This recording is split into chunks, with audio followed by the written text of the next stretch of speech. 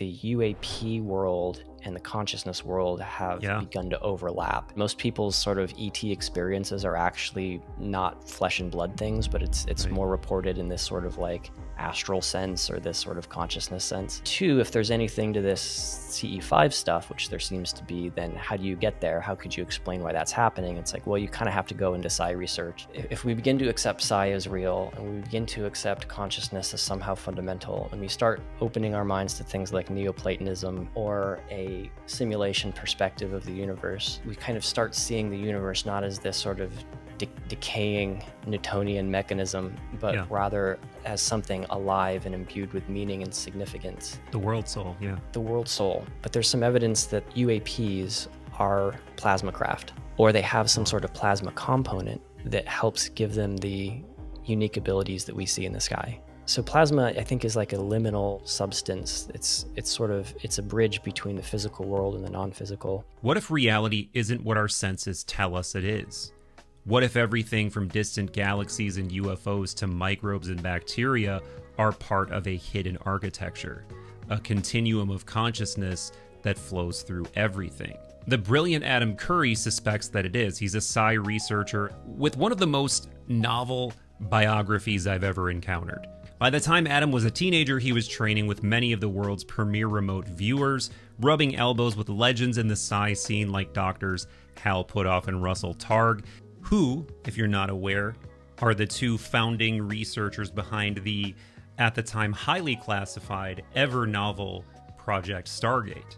He's worked for organizations like the PEAR Lab, and he's been plugged into some of the most novel, emerging scientific and philosophical frontiers from a young age as well. Non-traditional physics, quantum mechanics, plasma, the UFO phenomenon, and of course psi, the hidden ways in which our mind or consciousness interacts with the physical world.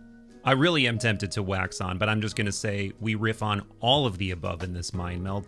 Adam is truly one of the most brilliant, unique individuals I've encountered in quite some time. I immensely enjoyed having him in the mind meld.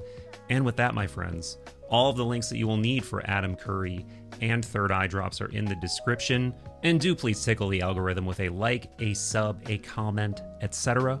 Sub to Third Eye Drops wherever you listen to audio podcasts. We've got a massive back catalog with some brilliant beings. Check out our growing bounty of YouTube members only / patron content. I've got an absolute trove of goodies that will be dropping exclusively for members / patrons in the next month or so. And on that note, if you do join up at patreon.com / Third Eye Drops, you'll also get access to a patron-only Discord server. You can join in on monthly Zoom hangs, stickers, pins, shirts, etc., depending on your initiation level.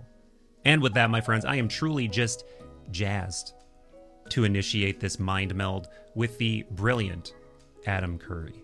Adam Curry, truly one of the most intriguing qualia bundles that I've encountered in a while. I was looking at the Contact in the Desert website. I think you know this, before I went, and I was thinking about who, if I could make just a short list of people, do I want to speak with? And you are right at the top of that list, because there aren't that many people who, one, have practical and technical expertise in psi. You have that. Clearly, you also have some level of interest in this emerging narrative around NHI. And from what I could see in your talk that you gave, you're also interested in matters, I would say, esoteric. So you're kind of like harmonizing with me on all the fronts that interest me. So I'm really looking forward to wrapping that. Sounds like it was inevitable that we met. Yes. And, I said I would save the jokes for the recording, so I'll let a couple rip. But we didn't really get a chance to talk at Contact in the Desert too much. But it became almost like a joke to me that we kept running into each other, entering and exiting different places. Like I was trying to get into this, whatever that awards banquet was that I didn't even really have access to. And then you and I started having a really novel conversation that was cut short. And then I was really tired, and I was up in the Bledsoe's room, and I was like, man, I'm so tired. I'm going to go to bed. And then I start leaving and you come through the door and I'm like, never mind, maybe I'm going to stay and try to talk to Adam. And then they started like flashing the lights saying, all right, everybody, time for bed, go home. And then after your talk, kind of the same thing happened. So yeah, the mercurial trickster threshold guardian put it off for some reason, but that's funny. I don't know, maybe it means something. I think a lot of what we're talking about are liminal things, right? Between mind and matter, and between past and present, and perhaps it's some sort of symbolically Jungian thing that we're meeting in the thresholds. I like it. Or it's just a really busy, crazy place during contact. That too, yes. Which in and of itself is a very mercurial, weird place with a flow of a range of ideas. But anyway, not to embarrass you from the start, but that story that Paul Smith told me about you, I thought was so fascinating and so like you've got to be one of the only people on the planet that a scenario like this pertains to. Do you mind if I embarrass you with this off the start? I don't know if it's really embarrassing, but oh no, go ahead. Yeah. So basically, I did a podcast with Paul Smith, the retired Army major, psi researcher in his own right, or scholar at least. And he told me they did some big gathering of remote viewers. I don't recall what year it was in, but he said, this young kid showed up in his parents' car and was there for the remote viewing conference, and he was just stunned. Like, where did this kid come from? How did this kid hear about this? How did this kid get into this? And I have all the same questions. And I never really heard the full story on that, but I would love for you to share the story of how that came about, how you developed an interest in remote viewing at such a young age. Yeah. It's funny. I usually don't get into the biographical stuff on the few podcasts that I do, but it is kind of an unusual story and perhaps fun to share. So I grew up in Western Colorado, outside of Grand Junction, pretty small town, kind of on a little horse ranch. And there was not much in the way of things like remote viewing and NHI and psi and all of that. Yeah. And I started reading some books about it. I read this book called Super Learning by Sheila Ostrander and Nancy Schroeder. And these two authors had written one of the first books on the contemporary remote viewing scene called Psychic Discoveries from Behind the Iron Curtain. Wow. And so I was looking at what else they wrote, and I saw this book, and I was like, holy cow, there was a remote viewing program, a psychic spying program at the government level. So I read a little of that, and a couple of months later, I went out to lunch with some friends of mine. I was 15, I think, and one of my friends said, "I think you should meet my dad." So I ended up meeting his dad, and his dad was very interested in remote viewing and all the subjects, all the interesting, unusual psi stuff. And so we had this very long, multiple hour conversation, and it was super fascinating. And I ended up working for him as a summer job. So I showed up, June 1st after school lets out. I was like, okay, what are we going to do? I said, well, you're going to learn to build websites. So you're going to teach yourself coding, and then you'll be my webmaster. And then you're also going to be my personal remote viewer. Wow. I was like, that's amazing. So my summer was spent partly learning how to code and partly learning and practicing remote viewing. And I went to the first remote viewing conference. I think it was the first or the second IRVA conference, remote viewing conference, which is in Mesquite, Nevada. Yeah, I remember the Nevada part. Mm-hmm. Yeah. Pretty small, but really interesting. Really interesting people there, including Paul Smith, who I met, but I didn't become friends with until later. And then, so throughout the summer and then into the fall, and actually for the rest of the year, my sort of remote viewing training continued. And I got to go and do some sessions with Lynn Buchanan in New Mexico, and really kind of meet the original Stargate remote viewing team. And, if you go to these conferences, it's partly an exploration of how to get better at remote viewing. It's partly a theory, and it's partly this sense of how do we explain this scientifically? Or maybe put another way, it's partly an awareness that this standard scientific model needs to expand in some way to accommodate side effects like remote viewing.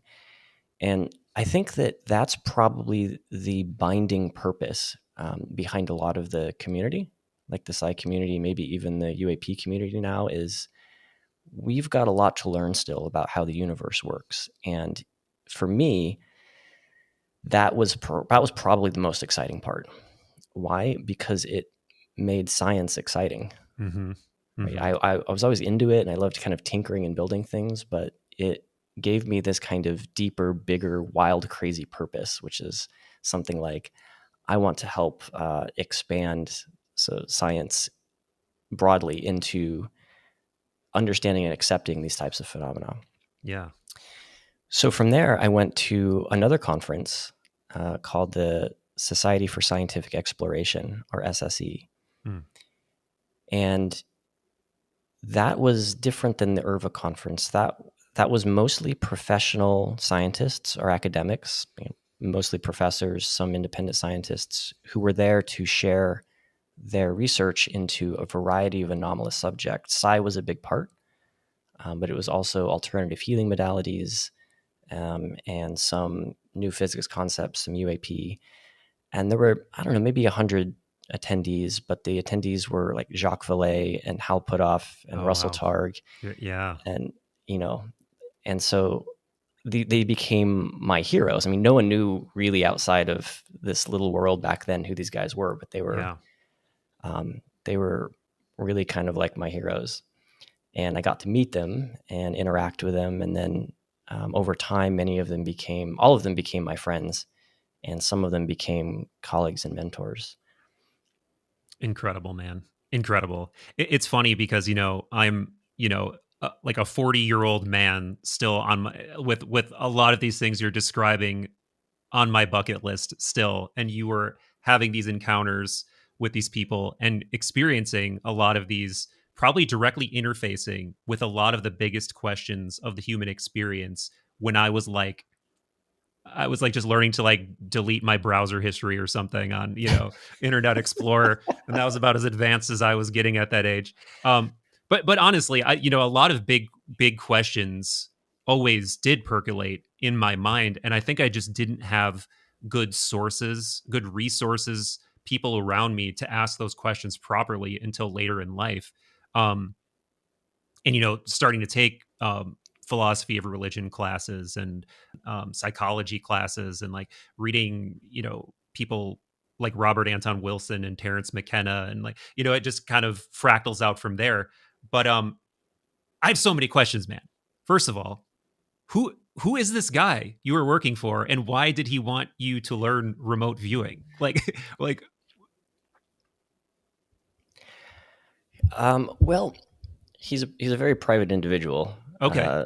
So Maybe just a general like yeah, non identifying sketch. yeah, he's cool. He was a sort of middle-aged technology entrepreneur who had a number of experiences early in life, including being struck by lightning twice. Wow. And I think that the way he tells it, that story kind of catalyzed his interest in there's more to life than what I was doing. And he was very intelligent, and he was very well read. And so I guess he just sort of saw something in me, maybe, or he just wanted his own staff remote viewer. But either way, he was very generous with his time, and very encouraging in my involvement in all these things. Wow. He also introduced me to another man who went by the name Mr. Bill. And Mr. Bill also lived outside of Grand Junction. He lived in a trailer park. He was older, maybe 70.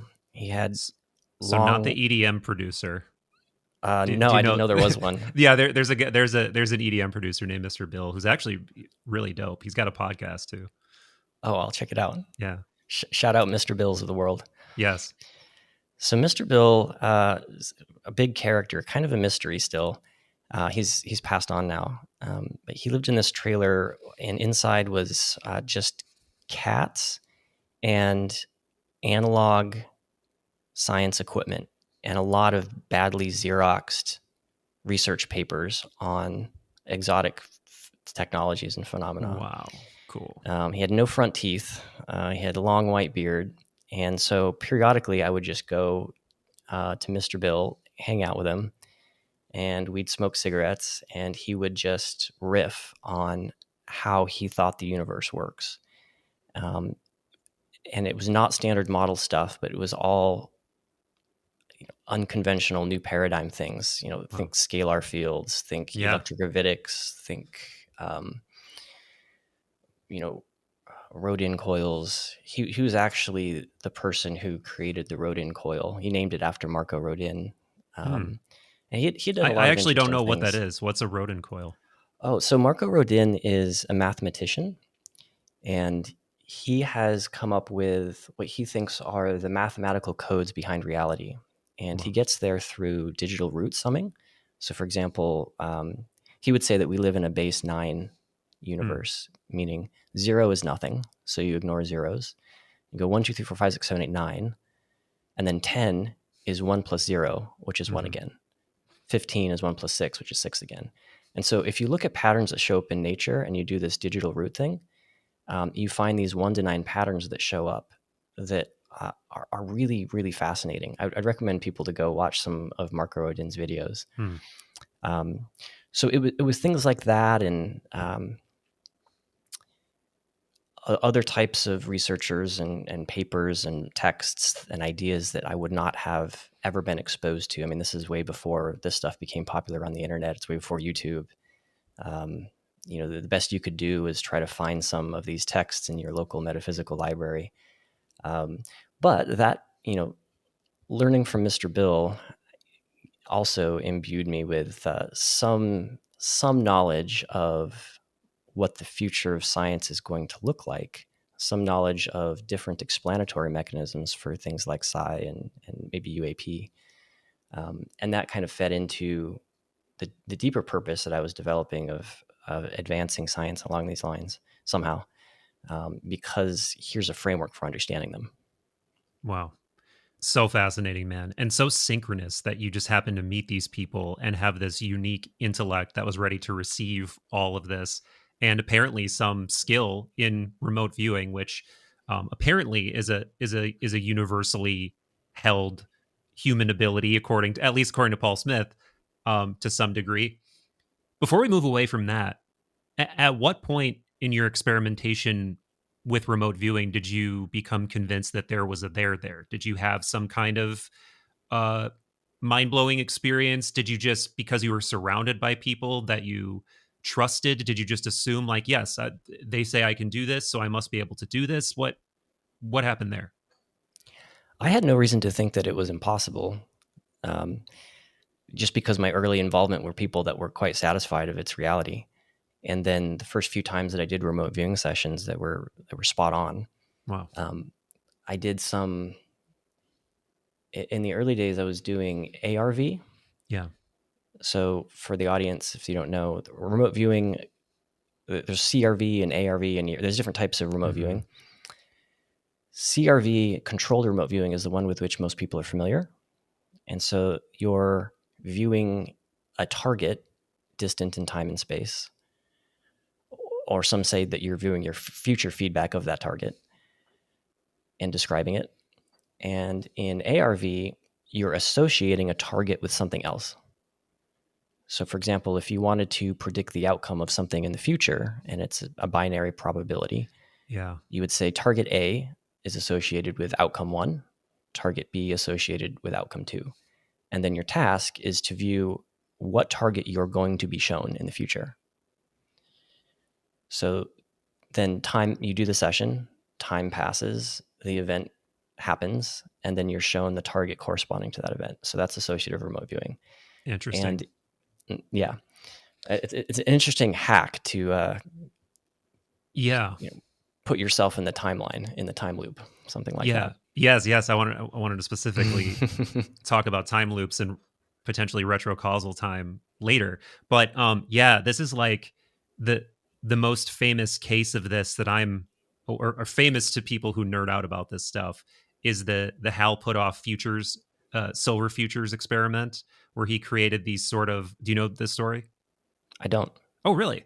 So he talks about it publicly. Essentially, he took two objects, just two random objects apparently, and kind of arbitrarily associated market go up or market go down with each one of these objects. So, like let's say one was a pencil and that is market go up, and then one is a ball and that's market go down.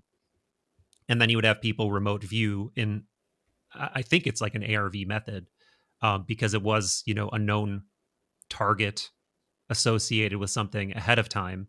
And then based on I believe it was just whatever the majority remote viewed an object that was more like the pencil or the ball, they would use that as a prediction mechanism for the market going up or down. And apparently it worked very well. And people who are skeptical of this always ask, well, if it works so well, why'd you stop doing it? And he's like, you don't understand. I had all this other stuff going on. Like, my goal isn't just to like get filthy rich, whatever, but go ahead, try it for yourself. um, I believe the first time I heard him talk about that was he did a podcast with Jesse Michaels and Eric Eric. Weinstein. Yeah, yeah, Mm-hmm. Weinstein.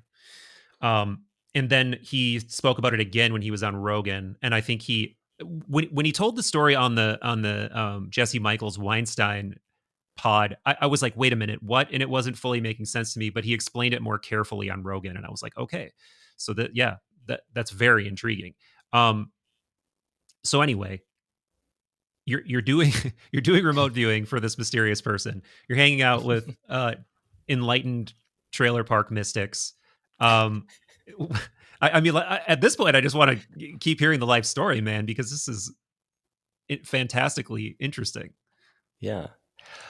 So I was kind of doing something similar for a while to what Hal describes, but I was looking at sports outcomes. So, Wow. not to bet on them, but just to um, sort of refine the ARV skill. And I think the first time I did ARV on 10 baseball games, and I got 10 out of 10 right. Really? And then the next one, it was 9 out of 10 right. Wow. And then I think it kind of declined from there, but it was usually even or above.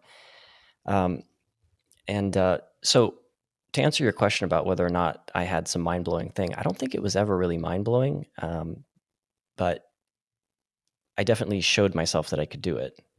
Yeah. Some of the mind blowing stuff was seeing Lynn Buchanan himself do sessions. He's very good, and he's a wealth of knowledge in terms of how to kind of effectively practice and evoke the psi signal. Wow. So that was all very fun. And Mr. Bill had given me some papers by a gentleman named Gregory Hodowanik. And Gregory Hodowanik had been the head engineer. I think he was the head engineer, some um, top engineer at RCA, which was one of the big tech companies at the time. This would be the 70s and 80s. And Hodowanik had become interested in anomalous signals in analog electronics equipment. And back before we created like sort of digital equipment, like for example, function generators that would generate signals. Today, they're all run by computer chips and they're perfect. But before then, you had to have these very sensitive resistor capacitor circuits to create the kind of oscillations that you need in the signal generators. And occasionally, these things would just start to drift. And the belief was, it's thermal noise, it's XYZ, and it'll come back online, and it does. But he was interested in why are these things drifting? And he started to look at the relationships of exogenous things like the position of the sun and the moon with Wow, respect to the interesting. Earth. Yeah, and he found that there were some diurnal signals that would correlate with these. But the problem with that is that we didn't have any. That shouldn't be showing up. Those things should not be having an effect. And so we thought, well, maybe there's some sort of electrogravitic signal that's showing up in these capacitors. And so his life's work after RCA was exploring these subtle perturbations in capacitors and trying to connect it to gravity. And it was really fascinating work. I ended up going to meet him and learning more about it. I became interested in that because I thought that this would be a really good high school science project. So I built some of his circuits based on his research.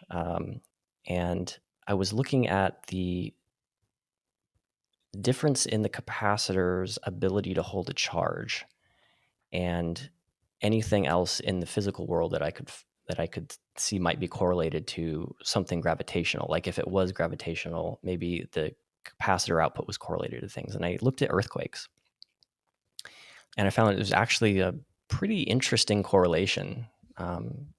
Not quite statistically significant, but almost there, between when these capacitors would change and like large scale earthquakes. So my little high school science project was attempting to build a electrogravitic earthquake prediction mechanism. Wow, man. I just failed to mention that it came from the Trailer Park Mystic.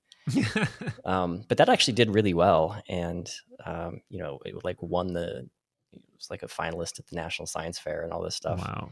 And so at that point, I realized that I think that rather than ignore anomalies are clues, and anomalies are almost like superpowers, right?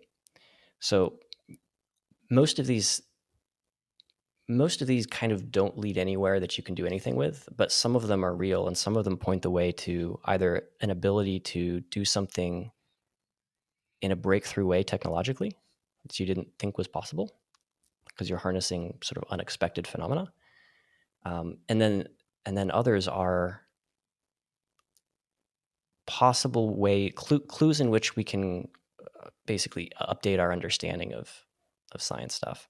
Fascinating. So rather than going to, I had enrolled. I was like 16. I had enrolled in college my senior year, so I was really ahead of getting into college. But then I kind of had this moment to myself where I was like, do I really want to go and do this school thing again, or do I want to try to build an actual earthquake prediction network? So I took 2 years off and worked on the circuits and got some other professors and some members of the USGS interested enough to try to support me and raise some money, and started out trying to build this global network of devices out there. Wow. But it basically,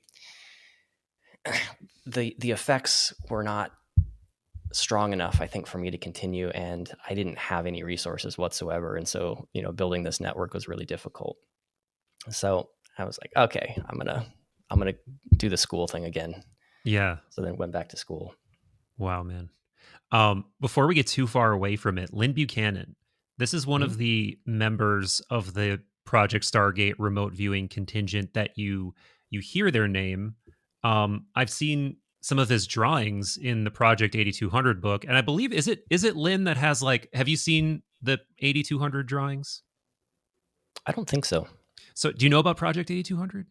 No. Oh man, this is some juicy lore. And this might be a little bit of a left turn in the conversation, but I got to tell you about it. So, once I launch into the story, you'll probably be like, okay, it's that. But 8200 is a continuation of Pat Price's remote viewing of supposed alien bases that are concealed around the planet.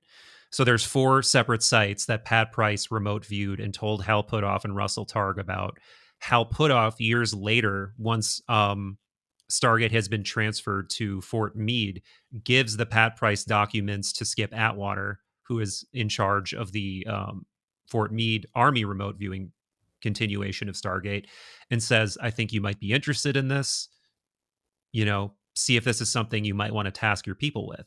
So he tasked McMoneagle with all 4. He tasked Paul Smith with 1. I believe he tasked Lynn Buchanan with 1. And then I forget who was all involved. There were more than that. But Project 8200 now is like the collective name for the Army's remote viewing of these 4 supposed anomalous sites. And there's a book now that Skip Atwater has put out that's in a compilation of all the drawings and all the remote viewing sessions from Pat Price, from McMoneagle, and from everybody else. And I believe it is Lynn Buchanan's drawings that are some of the most mind-blowingly detailed and accurate in terms of reflecting what Pat Price saw. Like, for instance, one of the sites is Mount Hayes in Alaska. And I can't remember for sure if that's the one that Lynn was remote viewing, but it's like an unmistakable. I think they're like all mountains anyway. But whatever the site was that they were remote viewing, that Lynn was remote viewing, it's like an unmistakable. This is a mountain. This is a thing that goes into a mountain. Yeah. So anyway. Yeah, he's great. I mean, for people that want to go deeper on remote viewing, I think one of the benefits that Lynn brings as a teacher is an effective framework for understanding remote viewing and understanding intuition. Yeah, interesting. I would like to know more. I would definitely like to know more. So we started getting into this topic of anomalies, and it seems like anomalies are like you probably have a passion for them based on what I know about your work, and trying to hunt down, pin down, somehow encircle the anomalies with some level of understanding. Am I right in that suspicion? That's correct. Me and many other people. So, I mean, I think in a lot of ways, Psi really tries to suss these anomalies out because, as you've already pointed out, and as everyone has confronted looking into this topic, that, okay, statistically, there's something going on. There's some there in terms of how human consciousness interacts with reality. But a lot of ink has been spilled, a lot of energy has been spent, money has been spent trying to identify how, like, what is the mechanism? And to my knowledge, it's not well understood, or if it is well understood, I think it's pretty well concealed still. But if you read a book like Phenomena by Annie Jacobson, or do any, just look into any of the research where they've really painstakingly tried to identify, is there some brainwave, is there some part of the electromagnetic spectrum, is like, and it seems like no, it's still nebulous how it works, but it does work somehow. What are your thoughts on how it works and what the anomalies can tell us about how it works?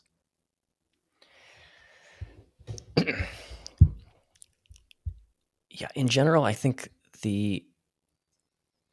I don't think it's known. I don't think the mechanism is known.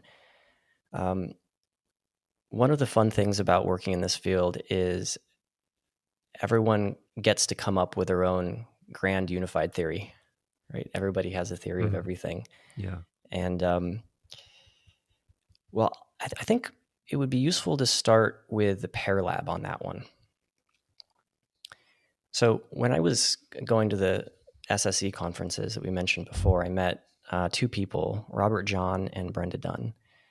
And they became very close friends and mentors. So Robert was the dean of the engineering school at Princeton, and he founded this laboratory called the PEAR Lab, Princeton Engineering Anomalies Research. And the lab manager was Brenda Dunn. And that laboratory is best known for their work with random number generators. They also did remote viewing research that not a lot of people know about, but they called it remote perception.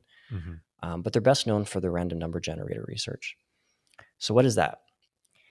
A random number generator is some type of physical system that converts truly random physical measurements into ones and zeros.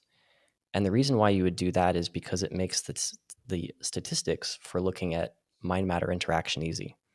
So for example, one of the early random number generators used radioactive decay. You have a radioactive isotope, and it decays in these ways that are, by what we understand of quantum mechanics, unpredictable. Mm-hmm. So you can measure those unpredictable decay events and convert that into ones and zeros. So for example, detector A, if it detects something, it's a 1. Detector B, it's a 0. And sure enough, if you collect enough of these bits, you see that there's a approximately even number of ones and zeros. And then you'd get somebody, for example, in the laboratory, and you'd ask them to attempt to move the output to more ones or more zeros. And so they would sit there and they would evoke whatever method they would like, whatever they think is going to work, Mm-hmm. pre-state their intention. I'm going to make more zeros, I'm going to make more ones, and then collect data over a set, and then just statistically look at what happened. Was it, more ones and more zeros? So the lab did this for many decades. And the one thing that several things for sure that they showed, the effect is real, meaning there's some anomalous influence of consciousness on the output of the device, meaning that there's some connection between consciousness and the physical world at the liminal level, at least, right? At the Mm-hmm. at the level of um, at the unpredictable physical level, which is what we would call quantum in some sense. Yeah. Can I ask a technical question that Mm-hmm. might be boring for the audience, but I'm curious? So the reason, as far as I understand, that it's random is because when you collapse a wave function, you never know what outcome you're going to get, right? Like it's unpredictable, it's non-algorithmic. Um, it's always like you can only predict in a range of possibilities, right? Depending on how the system is set up. How do you ensure that you're going to get a result that's either 1 or 0 if it's fully random? Like how does it translate the randomness of the result of a, collapse of the wave function or measurement? How does it flip that Mm-hmm. into a 1 or 0? Yeah. Well, I'm not sure if, I mean, the debate is still out there, whether or not you're proactively collapsing something like in a double Okay, slit sense. interesting. Um, it's even more basic than that, which is that if you've got something that's intrinsically random, and maybe you'd have to go really metaphysically deep in order to wonder if anything is truly random or not. But Right, right. the way that we measure quantum effects is that they are probabilistic. Um, and so the way to think about it is you can't predict the outcome of one measurement based on the past history. So every event that you measure is unique.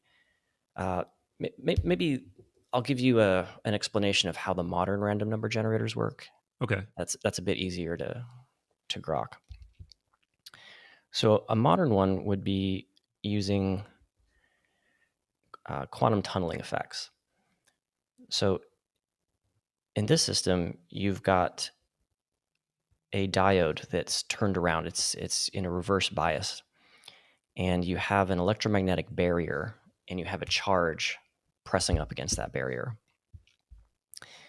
Um, most, but not all, of the electrons are stopped. Some of the electrons can what's like sort of teleport through. Basically, it's a quantum tunneling effect. Because right at that threshold, it's unpredictable whether or not it can actually like jump across or just Hmm. stay. Okay, so then you can measure. You can create two of these, and you can measure the relative amount of charge on either side. And if it's higher when you sample it, call it a 1. If it's lower when you sample it, call it a 0. I see. Okay. Another way of looking at it, another way of creating these things are with photons. So you'd have a laser beam or maybe even a single photon laser that's sent at a half silvered mirror. So the half silvered mirror allows photons to either travel through, in which case it arrives at detector 1, or it bounces off, it gets reflected, and it goes over to detector 2, and that would be a 0. Okay. So and again, it's like not it's not really predictable by what we've come to understand from quantum mechanics, whether or not it's going to pass through or bounce off. Interesting. Wow. So these are them, and then you basically just sample a bunch of this, and then you get your bit stream. So these are the approaches that are being used. I should say I'm not a quantum physicist. Yeah. I know enough about how this stuff works to explain it. So, and you know, there's other methods of creating random noise. At the PEAR lab there's this wall with all of these pegs, and there was like 9,000 little plastic balls that would be dropped from the top, and they would kind of fall through these pegs, and then you'd get a normal distribution, right? Like a big. This is like a giant, like 12-foot by 8-foot machine. Yeah, like a Plinko, right? It was a huge Plinko. Yeah. And then there's bins at the bottom, which represent the number of balls in the bins below the normal distribution. And so you'd have somebody sit on the sofa and over 45 minutes attempt to shift the mean of the balls to right or left, and you'd see similar effects. And there were many other types of these random physical experiments. All of them showed some effect, but it's easier to do good science with a quantum random number generator because you know for sure that there's no bias in it, and it makes the statistics very easy to do. Mm-hmm.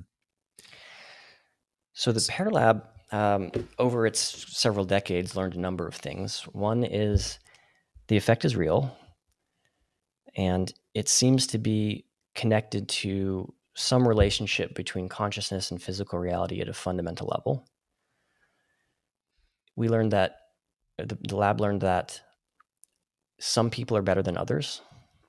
While everyone has the ability, because it seems to be endogenous to consciousness itself, some people are just better at it than others. And we learned that it's very, very difficult to explain how this stuff works. Yeah. Well, two questions are coming to mind. I think one I posed to you before, in terms of like, what does your gut say? What does your collective experience say on how it works? And I think my suspicion is that you're going to say that it's something that is so close to fundamental reality, and that I know from watching other conversations with you that you are warm to panpsychism and idealism. So if you're warm to that sort of a metaphysical view, it's kind of like asking, we don't know, but it's like fundamentally intertwined with what reality is, and we are somehow emanating from that. But the other question is I just want to know if there's any results that you saw in your time working at PEAR or with any of this kind of research that was particularly strikingly crazy in terms of its statistical unlikelihood or people's ability to influence things. Yeah, good questions. So let's start with the mechanism stuff. Yeah. I can't say that I'm convinced in any one particular mechanism, but there's a lot of them that are emerging that I think have good explanatory power. So one would be, we live in a simulation, right? This is kind of, Tom Campbell and Rizverk and those guys. And that's a very, very complete framework for understanding it. If we live in a simulation, the one thing we know for sure is that consciousness is real because we're having a first-person experience. And an efficient way of creating a simulation would be allowing the players to co-create the game.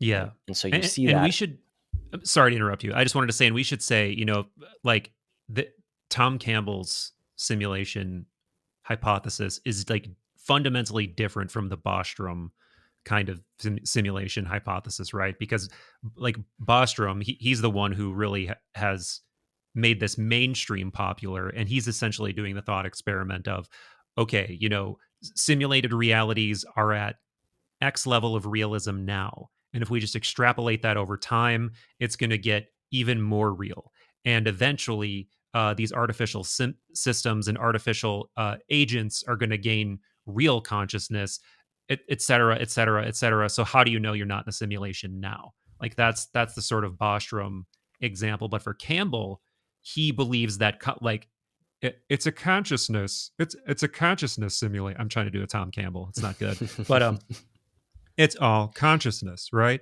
That and he uses this video game simulation terminology, but from my understanding, for him, it all starts with consciousness constructing and playing these games to try to know and understand itself, right? Mm-hmm. Yep. Yeah. Good distinction there.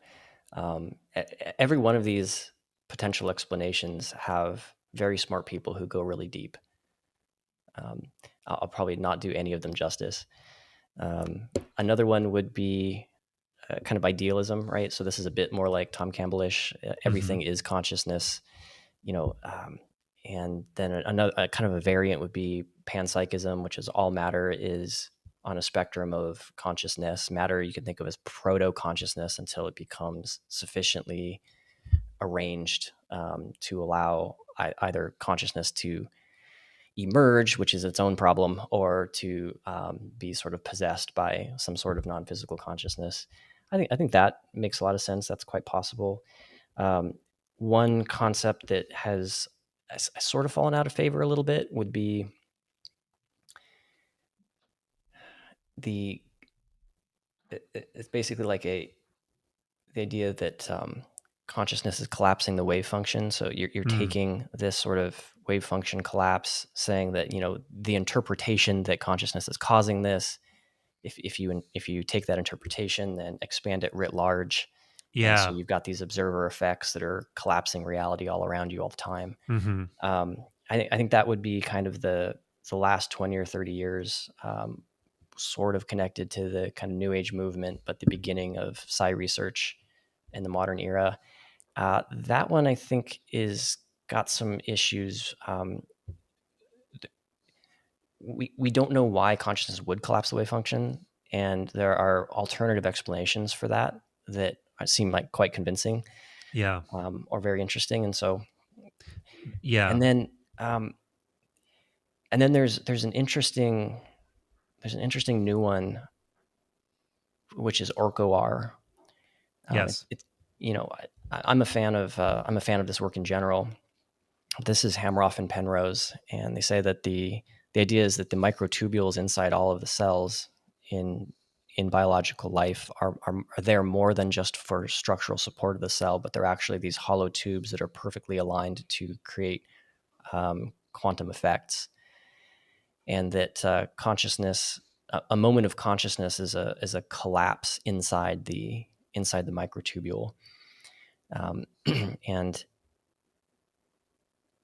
this theory has been around for like, I don't know, 20 years, but just recently, as in like last year, there were some simulations that showed that the superposition of a quantum particle or effect inside the microtubule can last much, much longer than originally thought. It's like the warm, wet nature of a cell is not given to persisting quantum. But it turns out that because of the shape of the microtubules, it's actually far more likely than we thought. And so the decoherence or the collapse due to exogenous factors takes longer. And I think it's a really interesting one. We can go deeper into that one. But here's maybe a novel perspective on all of the questions about the mechanism stuff. And some days I actually believe this, some days I don't. If it's true that if it's true that consciousness is somehow primary to reality, which there's reasons to think that it is, then maybe the mechanism doesn't exist yet. In other words, you don't have a single mechanism, but you have possible mechanisms, right? So is it panpsychism? Is it OR? Is it, all of these things? It's like the answer might be maybe to all of them, but we don't know yet. And until we have that paradigm shift breakthrough in the way that we think about how the universe works, that provides an explanation or a mechanism that recovers the past history of psi, all of it. Yeah. Right. In this sort of time loop kind of way, a retrocausal time loop kind of way. Well, the mechanism hasn't collapsed yet. The Right. mechanisms exist in a possibility state. And so Yeah. that's why it's so beguiling.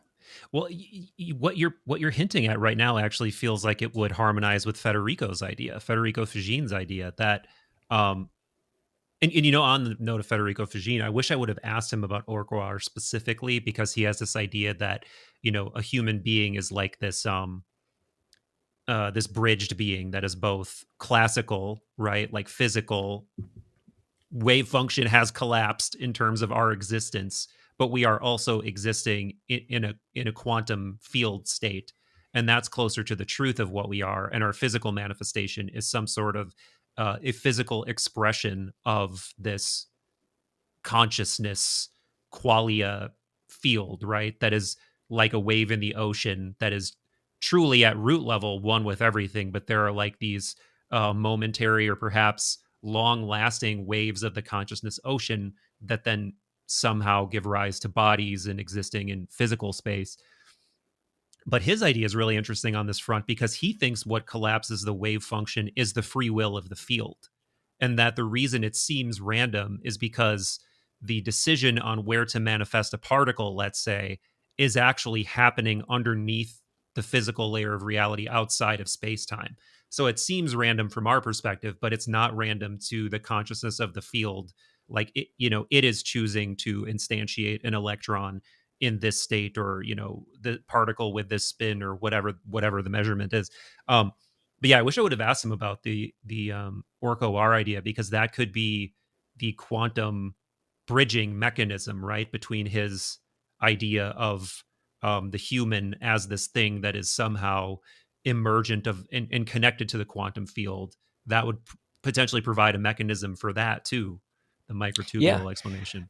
good idea. The two things are not mutually exclusive, Right. although OR and IIT are often kind of positioned at odds with each other, but like I don't think they're mutually exclusive at all. I'm very sympathetic to Federico's elegant idea. I think that's right. I mean, I think you can kind of say that means that there's a universe of synchronicity, right? Of meaningful coincidences and correlations, which is kind of how we experience the world.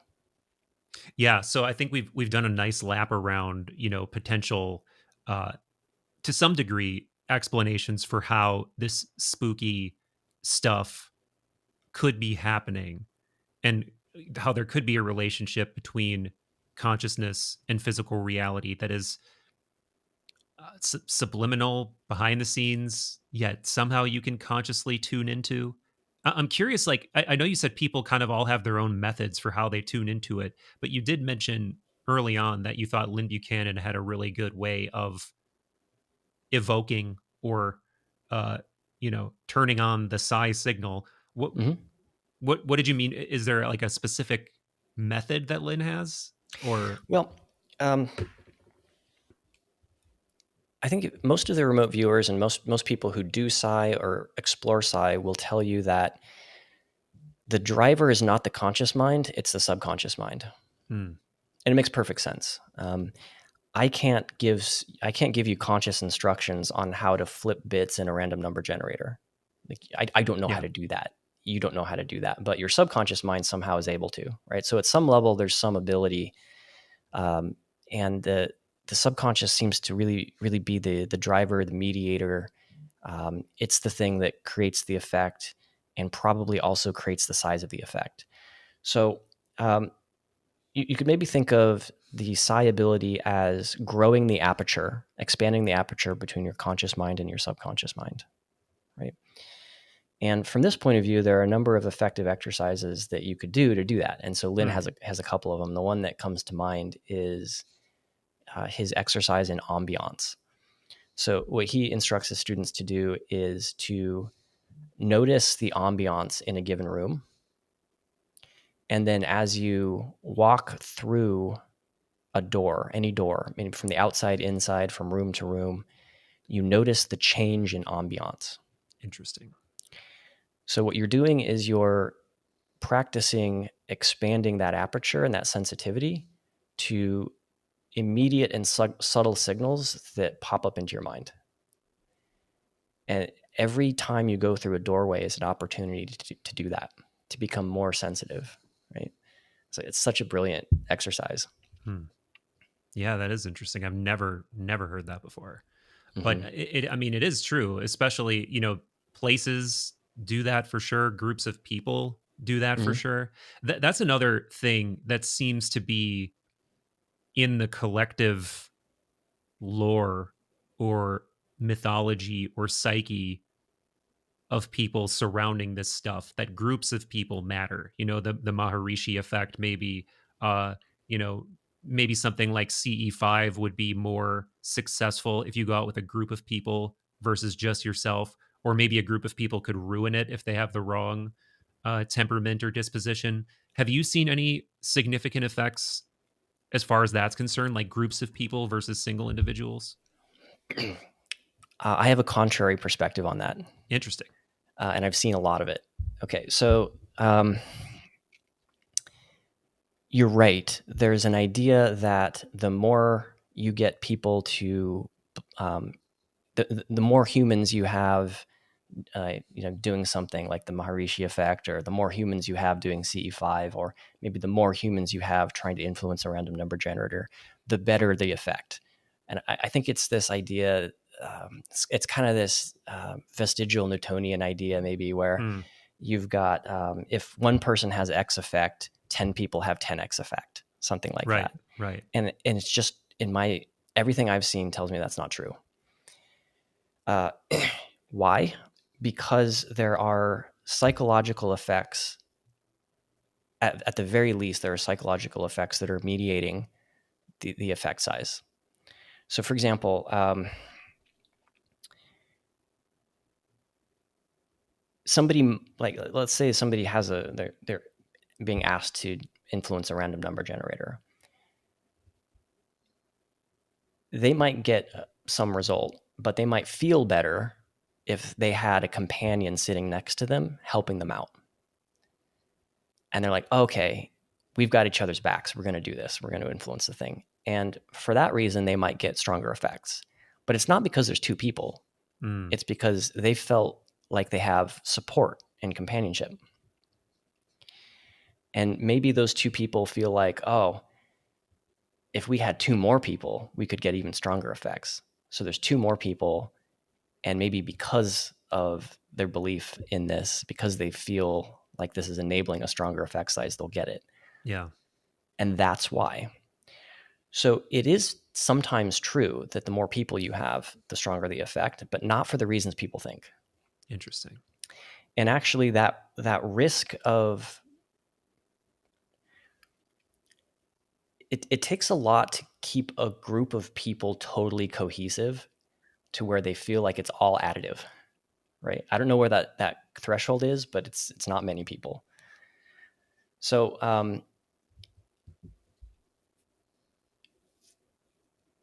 then you get into, so that's the psychological thing, which we can go. Your previous question was, have you ever seen really strong effects? I have interesting stories about that.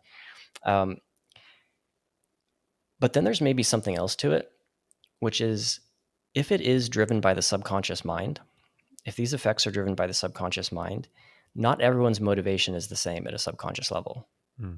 Some people at a subconscious level have a motivation to actually have the effects show up.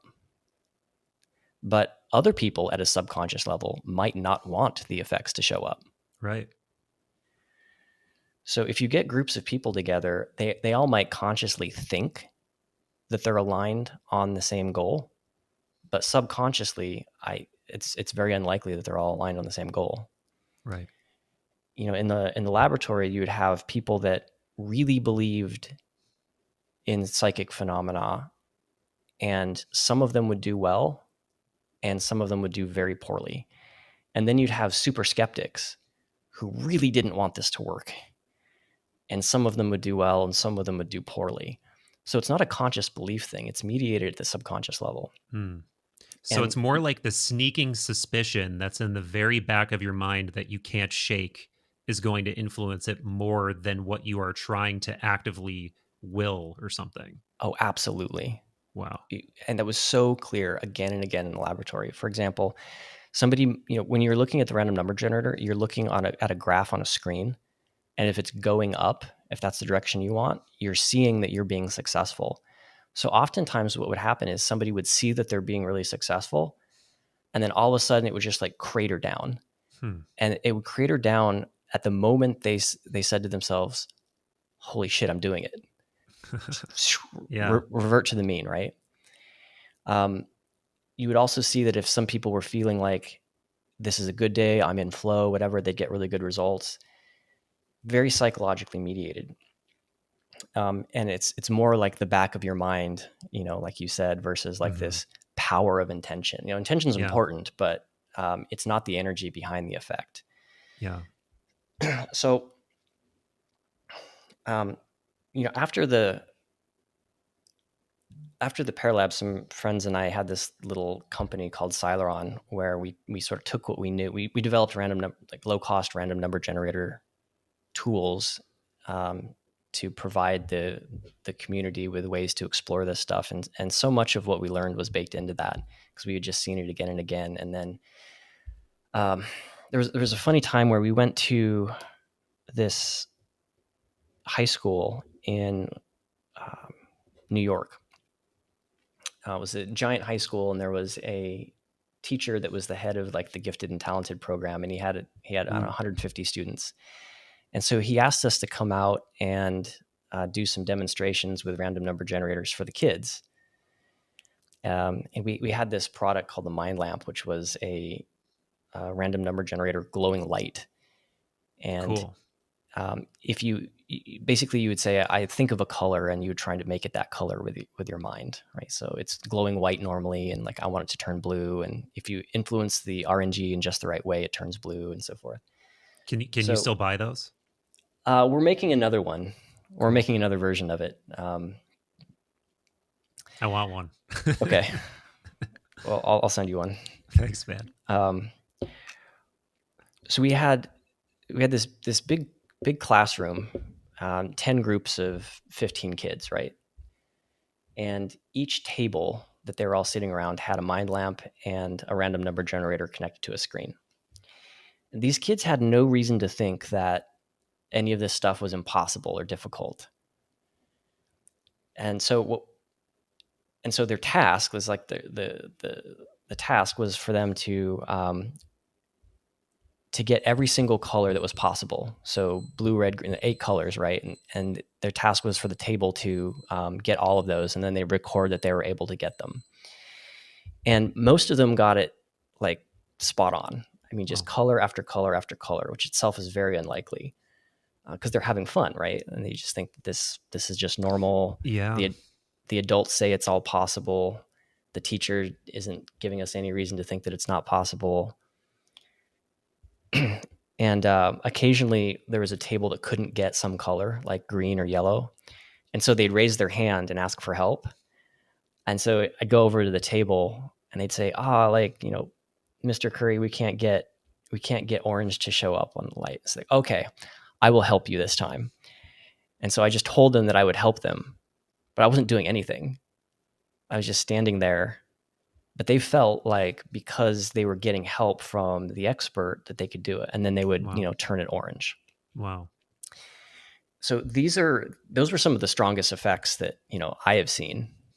And it's totally outside of the lab. And it's all, I think it was no accident that it was kids that just had the right approach to it. This playful approach. Yeah. I'm assuming you know Hakeem Isler. I do. He says the same thing when he just kind of works these little psi experiments into his martial arts lessons and kids are playing, they do really well. But once they start getting all in their heads about it or whatever, they don't do as well. And that playful disposition seems to help them. I know Absolutely. he does like mind sight with them. What are your thoughts on mind sight? Because it's like, for one, I would love to believe it works. For two, I think it would be one of those things that is always vulnerable to stagecraft and finding ways to peak and make it look like you can do things that you can't really do. So, yeah, what have you looked at that modality specifically, and what do you think about it? uh, I've not only looked at it, but I bought one of the blindfolds, Okay. and I was like, okay, Adam, you're going to learn to do this. So I spent one weekend with the lights off and a blindfold on, bumping into all my furniture, completely unable to see anything before I gave up. Damn. It doesn't work for me. I have seen a number of people, all kiddos, that seem to be, operating just fine with them. They can read. It seems like they can read through the mindfold. It seems like they can ride Wow. bikes. It seems like they can do this stuff. But again, to your point, it's like, can they actually see through it though? It is one of those things that you never really know. Yeah. Yeah, that's interesting. Okay, I was going to say let's talk about weird shit, but I mean maybe for some people this is already weird shit, but let's talk about even weirder shit. When did you start getting interested in the potential further reaches of consciousness in terms of like potential disembodied consciousness, other consciousnesses, NHI, whatever you want to call it? Is there a story specifically there, or is that something that's just kind of found its way into your orbit, or what's the story? Hmm. Um, so disembodied, so non-human intelligence, maybe, or Yeah. non-human consciousness. What I like any word. Okay. The super the John Keel super spectrum, the Platonic nous, the whatever you want to call it. I think it's always there when you're asking the question of what is consciousness, because if it exists in ways that are outside of, there was a declaration made a few years ago of scientists that said we believe that animals have consciousness, and it was very controversial, which blew my mind. Yeah. And so I think that not most people would agree that consciousness is real by this point and not some illusory epiphenomenon. But not everyone thinks of it as a universal thing, right? But if you have enough conversations about it and you go to enough conferences, have enough deep conversations over a couple of beers, it becomes pretty clear that consciousness is some sort of non-physical thing, right? It's kind of the only way to um, adequately explain psi. Yeah. And I so if agree. that's true, you you can look at other weird things from a new light. So, for example, I don't know, ghosts.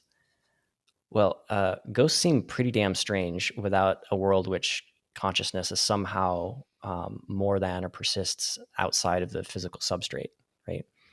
And so you could maybe look at ghosts separately. Perhaps they're actually disembodied consciousness, or perhaps it's some sort of um, influence or pattern of consciousness on physical reality that gets sort of like rewound somehow. It's like they're not Yeah. actually there, but it's imprinted in the malleable substrate.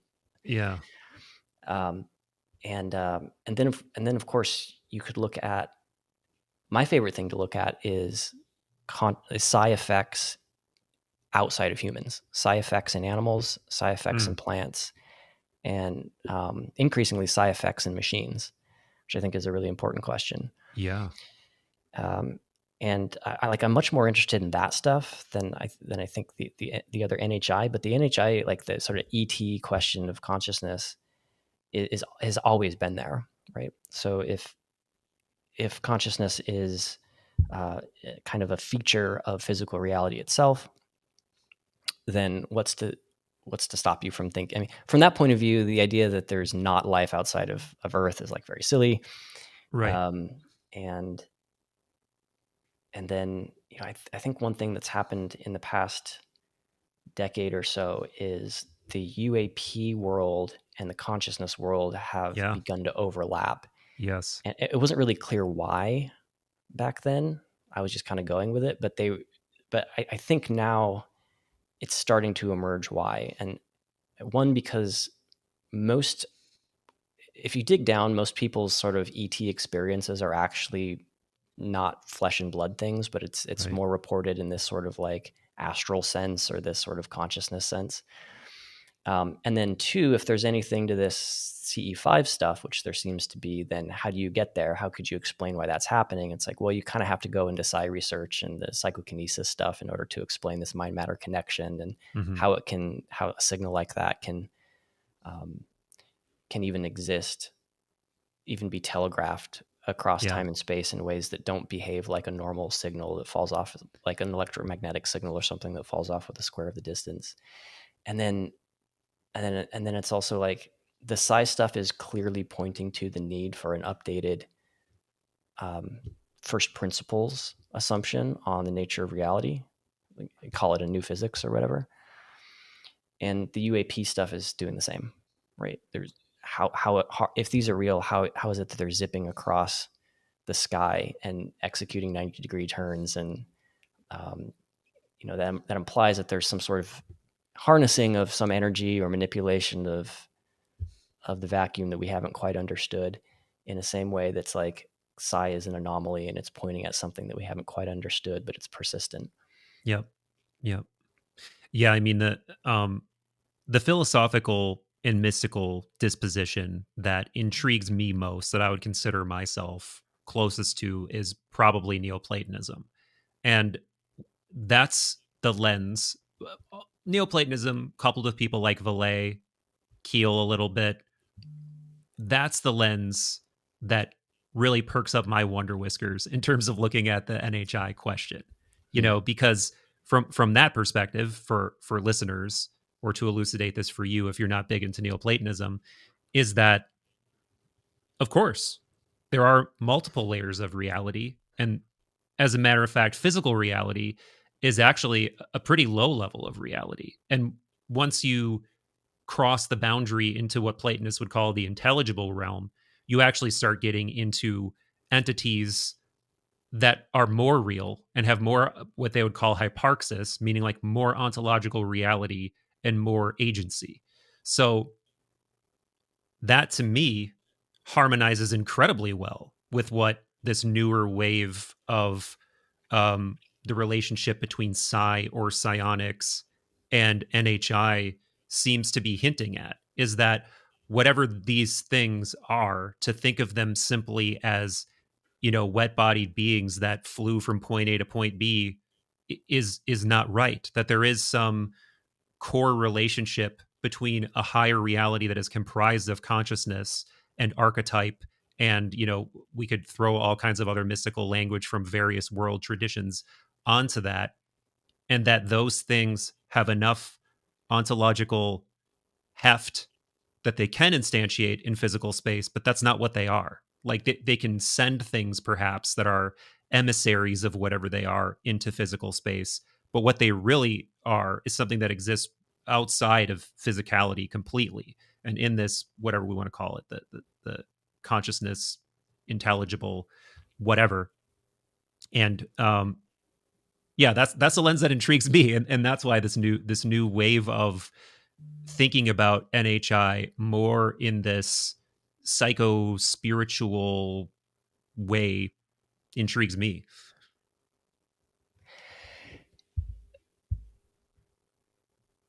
Have you ever looked at the perspective of time from Sri Yukteswar? And he was Yogananda's teacher.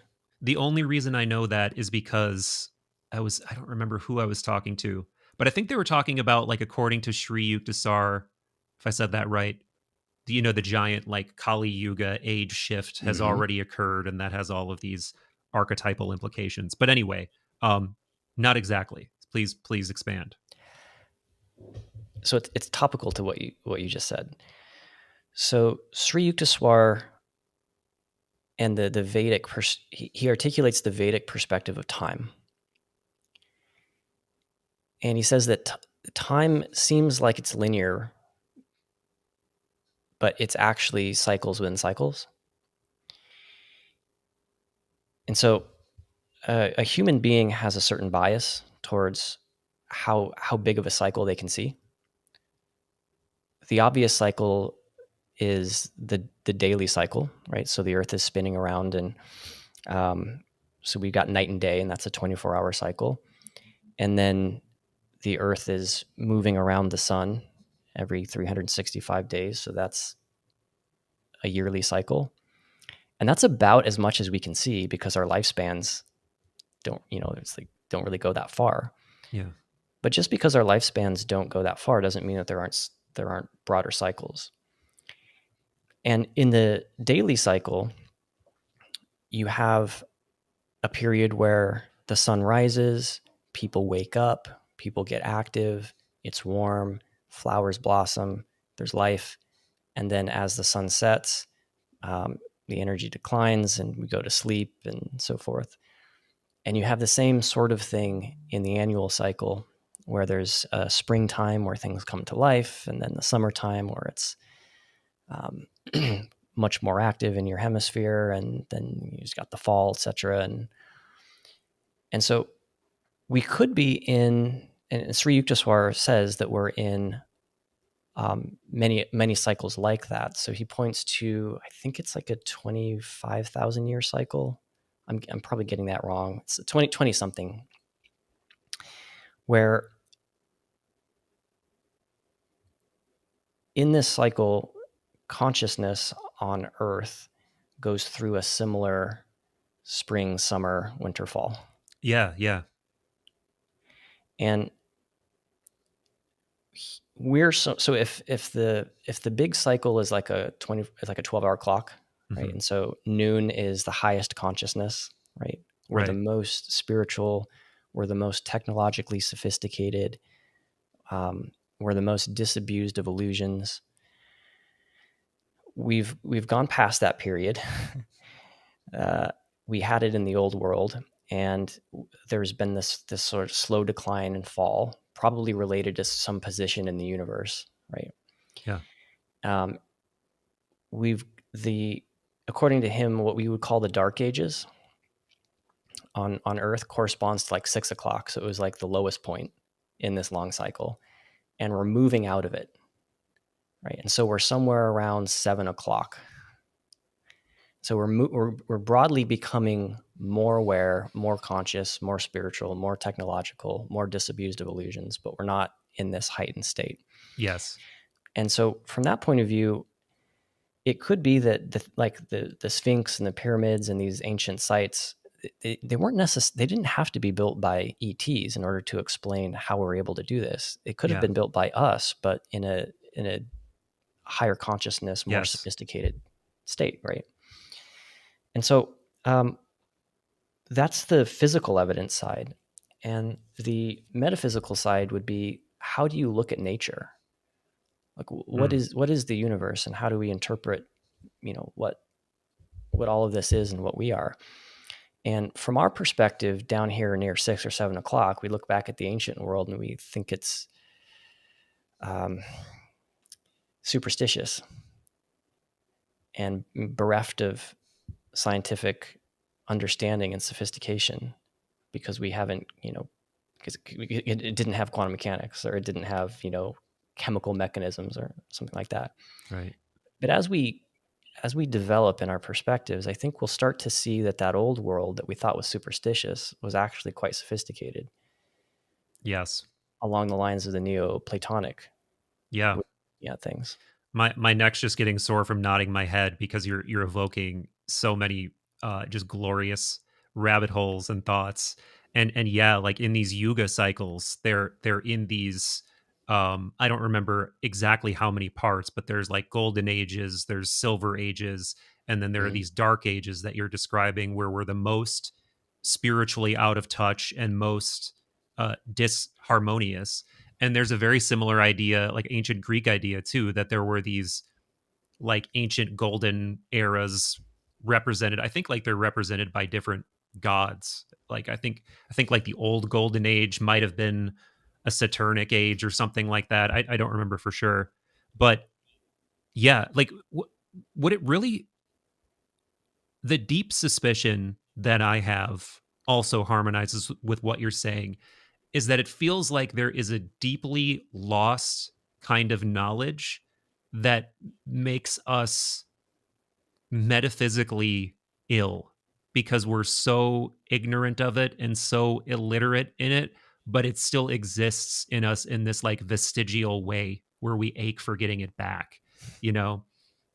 And I look to like theurgy, I look to like teleste or the telestic arts, which are like, things that just sound like they have to be impossible, like alchemical transmutation, drawing down godly energies into different temples or statues, making things manifest in ways that we can't even imagine how it's possible. And not only can we not imagine it, it seems to be completely outside the boundaries of what we even think can exist.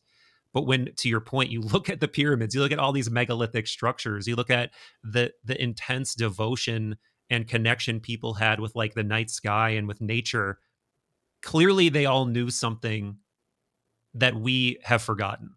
And you see it all around the world in such a compelling way that people think about ancient aliens and stuff, because it's like, man, how can we all have this, pyramids? How can we all have these megalithic structures? How can we all have these, weird remnants of rituals that people used to do that seem to make no sense to our modern sensibilities, yet everybody independently figured it out? Must have been aliens.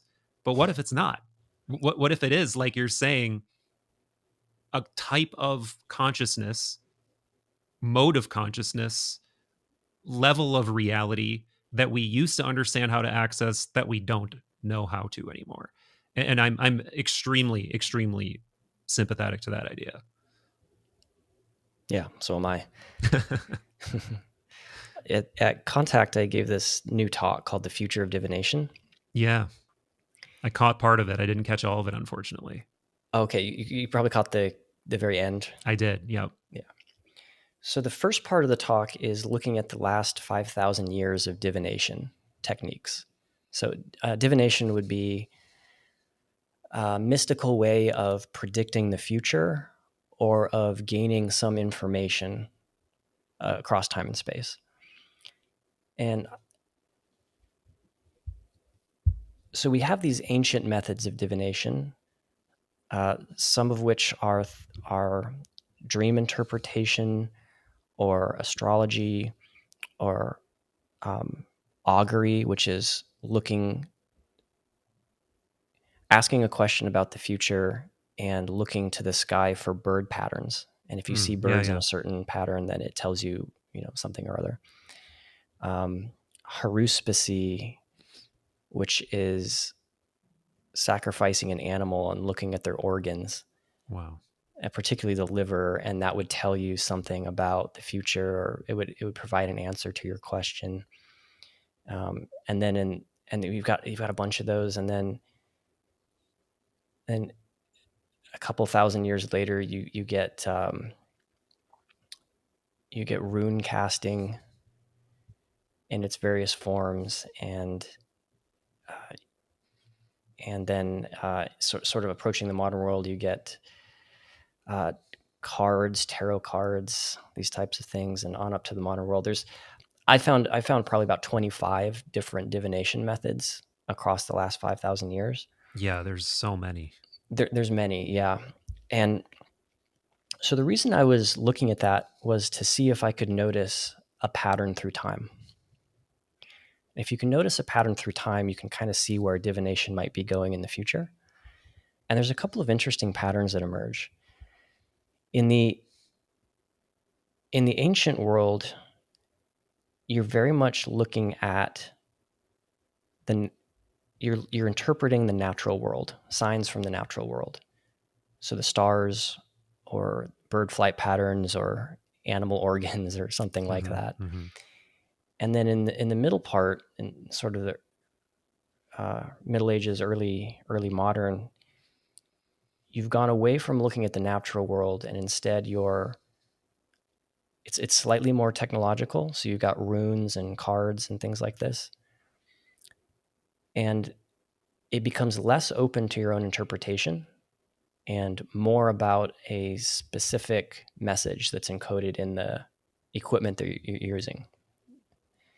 And in the modern world, I think you have things like remote viewing and angel cards, and you make an argument that AI is some kind of divination tool in some sense. And the the natural world is almost completely gone.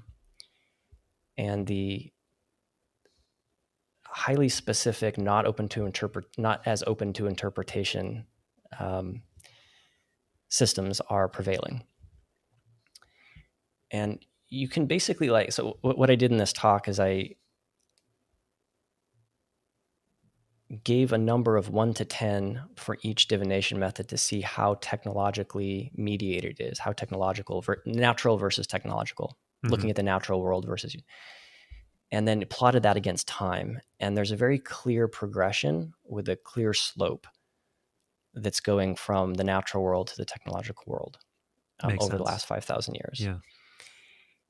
And then I plotted the degree of open interpretation required versus specific messages in the techniques.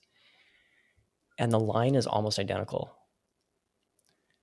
So what's going on is we're moving away from the natural world and into the technological. That's obvious, right? But what might be really going on is something deeper, which is we're moving away from open interpretation and into structured meaning systems. So you kind of project this forward, and you project forward all the other perspectives that are emerging on Earth right now. For example,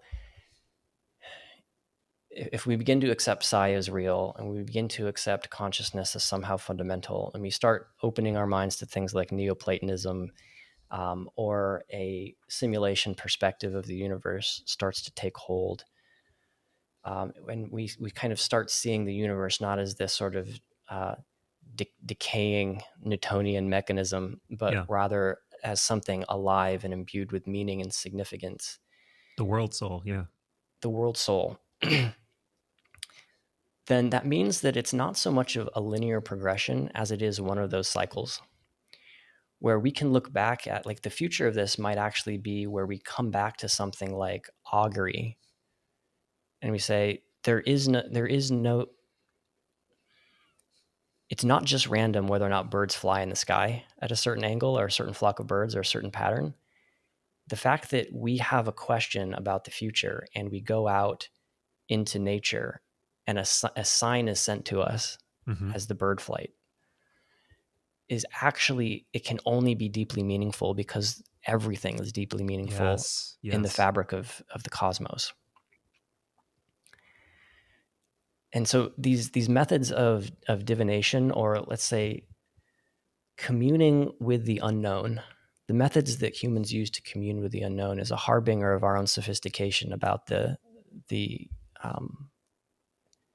grand design of the universe itself. Yeah, man. Have you heard the word synthema? No, I haven't. So synthema is a Neoplatonic idea.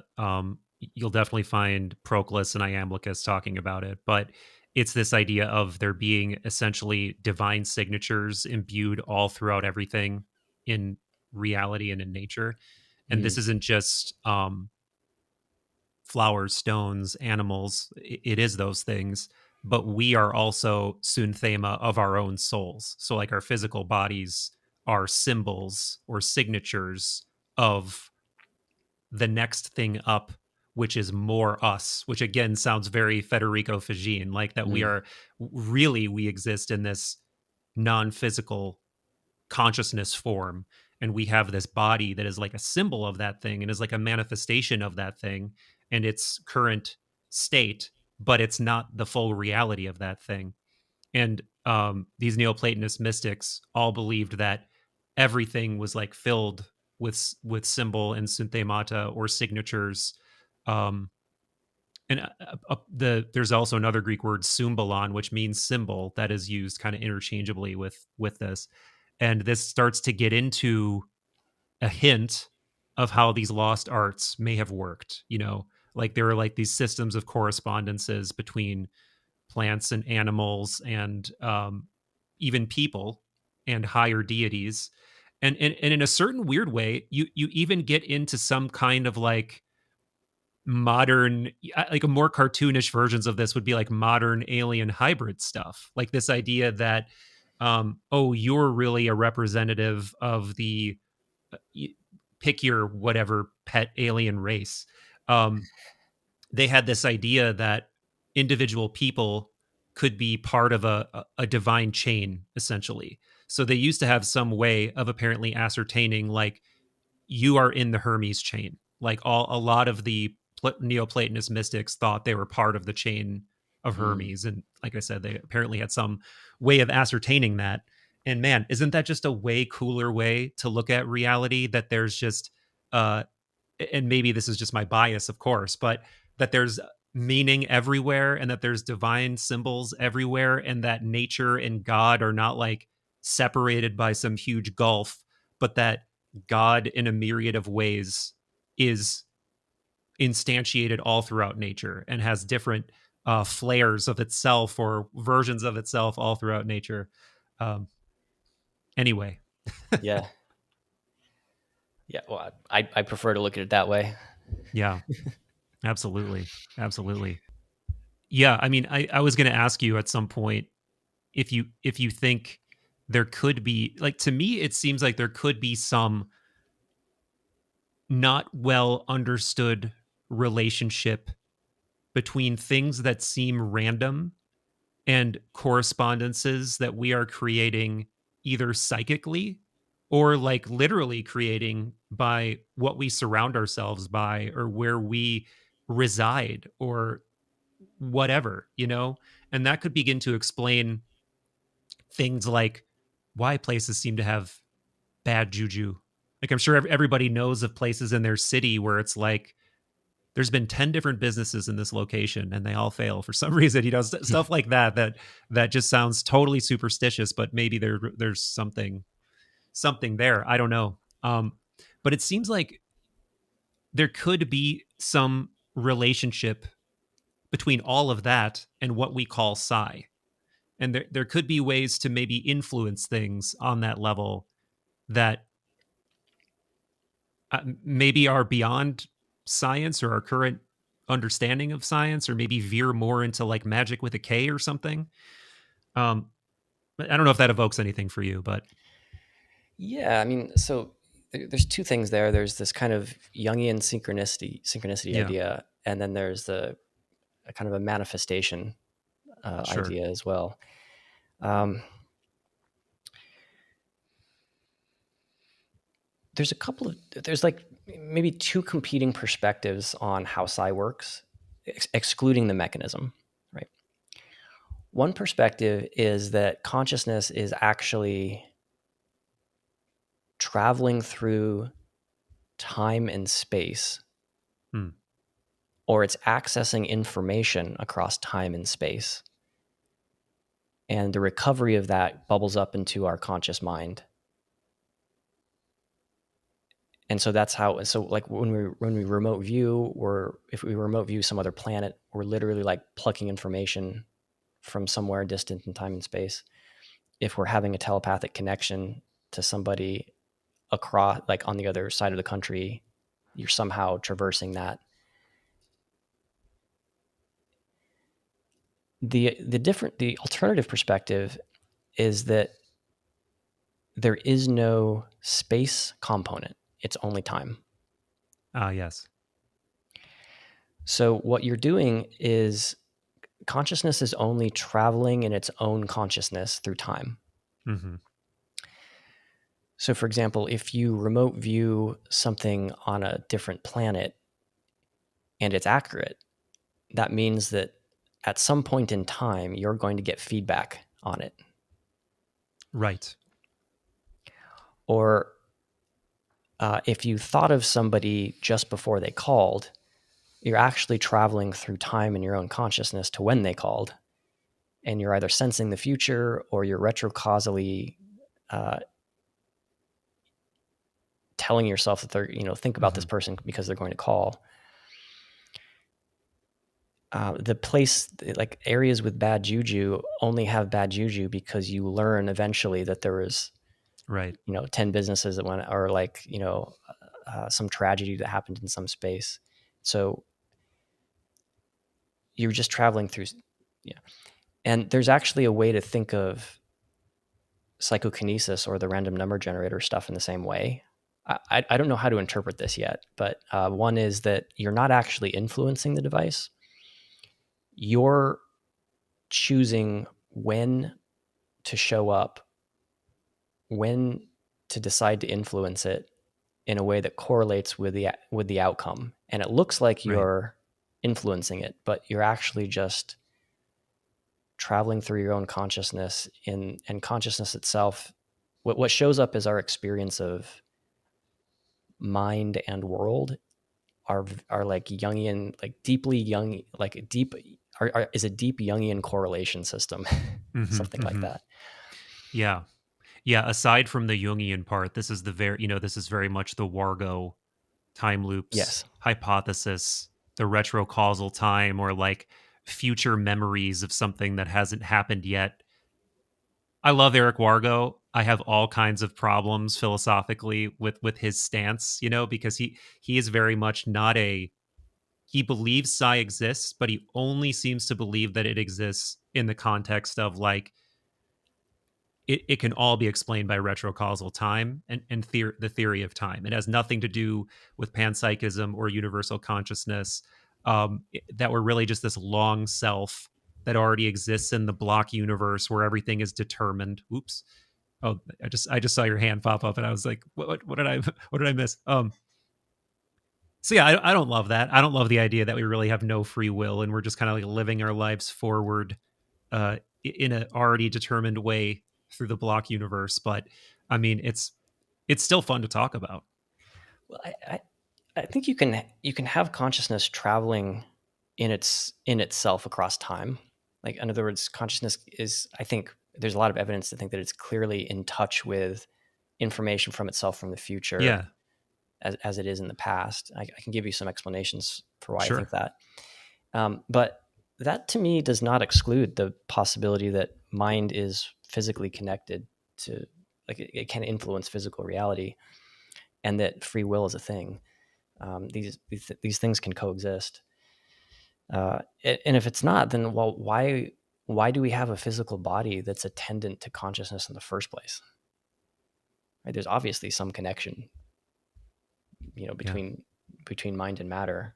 We don't know the mechanism yet, but there's obviously some connection. So, yeah, I mean, I think that's one of the good natured mysteries still to be solved in the world of psi. Um, Question I'm dying to ask you more on the front of this new emergence of a public knowledge of apparently the relationship between psi and NHI, and it's the question of this apparent dark age in terms of you have Project Stargate, which anybody who wants to know all the nitty gritty details can learn for themselves now via a variety of books and podcasts and whatever. And for anyone that doesn't know, it's very publicly executed in the mid 90s. And then seemingly the government's interest in psychic spying, anything in that whole milieu is just gone. Of course, as someone who thinks it worked, I have a very hard time swallowing that.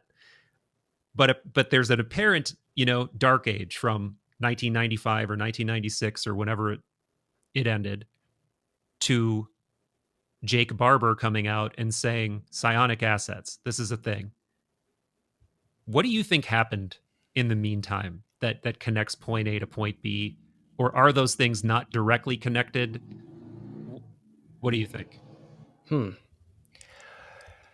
I have no inside knowledge on that, so I'm just speculating as well. Sure. Love speculation. Every year in the remote viewing program, they had to defend the budget, Right. meaning there was somebody in charge of the purse strings that was not involved directly in the RV program who became satisfied that this stuff is real. And this wasn't funded by these, like, trillions of dollars of missing money. This isn't this deep black project stuff. This is public funding. This is secret, but still the public funding, right? So, it's millions of dollars. It's not hundreds of billions of dollars for, this exotic other stuff. So they didn't have a blank check. And that meant that you had to perform and you had to show that this was actually real. And they did it year after year after year after year. And no one who was involved in the program came away believing that, I don't know if we were onto something.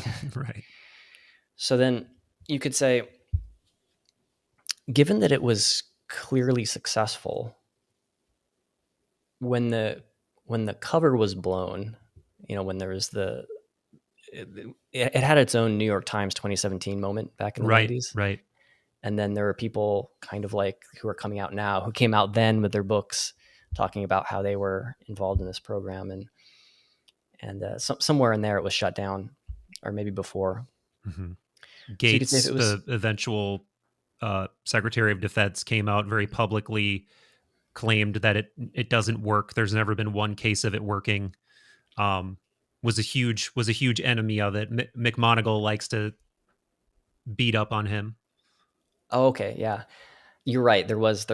He did come out and say that there was big like nightly news. Yeah, exactly. There was like big nightly news like, can you believe we've been wasting money on this and the CIA is at it again and that kind of thing. I think it was just embarrassing for them.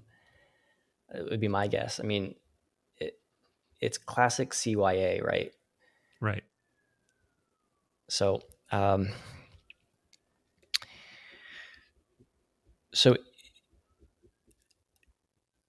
would the government shut down something that was actually very successful? Like, we have the evidence now that it was actually very successful. And it's like, well, rationally, no.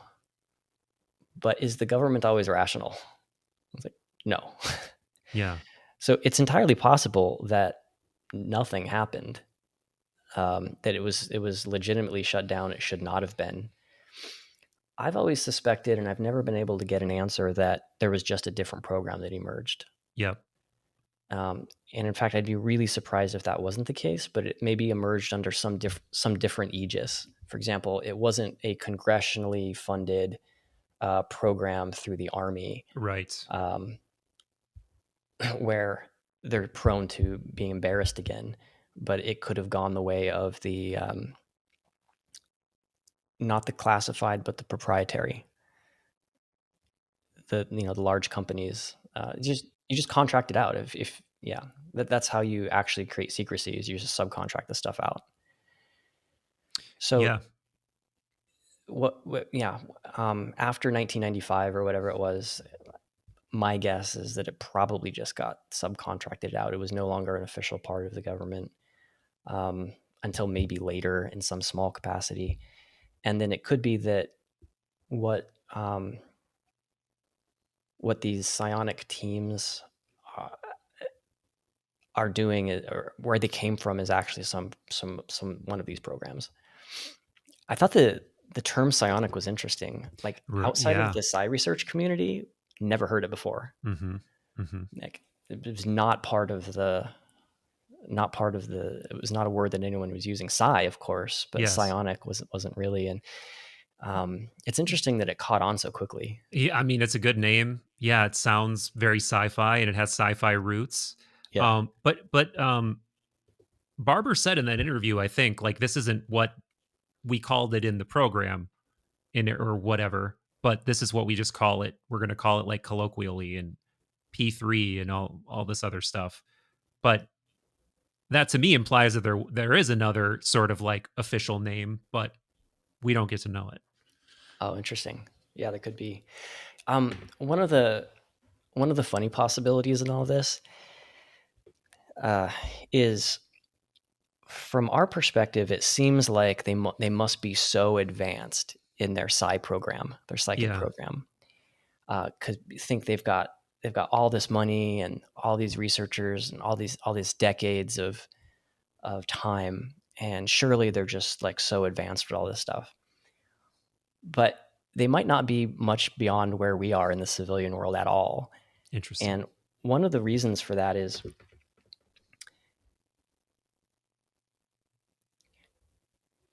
psi ability or psi effects tend to show up around meaningfulness. It's very much connected to meaningfulness. Hmm. And psi effects, like many other effects, are subject to decline. Hmm. So the first time that, let's say you get a bright idea, like, oh, I think if we only do remote viewing on a full moon, Yeah. when, on diurnal time, we're facing out into the universe, and we've done some sort of TM meditation, that will get really good effects. And so they get an experiment going, and they do all of those things, and the effects are amazing. And they're like, breakthrough! We've figured out how to make this repeatable. And then the next day they do the same thing, and it doesn't quite work as well. And then the next day the results have declined. And so, shit, what do we do? Well, maybe it's actually not the diurnal effect. Maybe it depends on each person's birthday. So each individual person has to, like, a remote view on their birthday at this particular time, like depending on when they were born. And they'll do that, and they'll get really good results because it's very meaningful for them to, but then it'll just decline. Yeah. And so forth and so forth. And that's certainly something that I have seen, Hmm. having spent many decades doing this stuff, is people get excited about some new approach. It works for a while, and then it declines back to the general baseline of results. And so you could see how a program that is not sensitive to this fact could actually just go years and years and years and years, not actually making any real breakthroughs, but still getting reasonably good results, but not better than we're getting, but capable of making the case for continued funding. Right. Right. Do you think that there is it seems like there's been a lot of rumors about technological assistance, or, programs where people were groomed and were put through batteries of tests and whatever. Do you think any of that is real? And do you think it's something that will come to light? I think it's probably real. Unfortunately, I mean, if you actually have the ability to, see through time and space and get really good remote viewing, I think they would pretty much try anything. Yeah. So I assume that that's just, human nature being human nature. I think that probably happened. Were the results better? Couldn't tell you. Hmm. Again, I suspect that the results were probably initially better and then declined. That would be my guess, but I mean, I don't Interesting. know. But I'm pretty sure that was tried. I mean, why wouldn't it be tried? Yeah. Have you personally connected with any of these people and had, meaning psionic assets, and been impressed by their capabilities? I haven't seen really their capabilities on display too much. I've met some of them. Um, really nice people. Really nice people. But I think they kind of remind me of what we saw in the Paralab as natural talent. Hmm. Uh, it's not whatever mental picture you have of a natural talent, a naturally talented psychic person is probably wrong. Hmm. It's very difficult to know what makes somebody good at this stuff and what makes somebody not good at this stuff, as far as I've seen. I mean, again, because I think it's subconsciously mediated. The subconscious is a black box, and Right. we have no way of knowing what all the myriad possible combinations are that make somebody have an open aperture. Yeah. I But that makes sense why they would use psionic assets, because Right.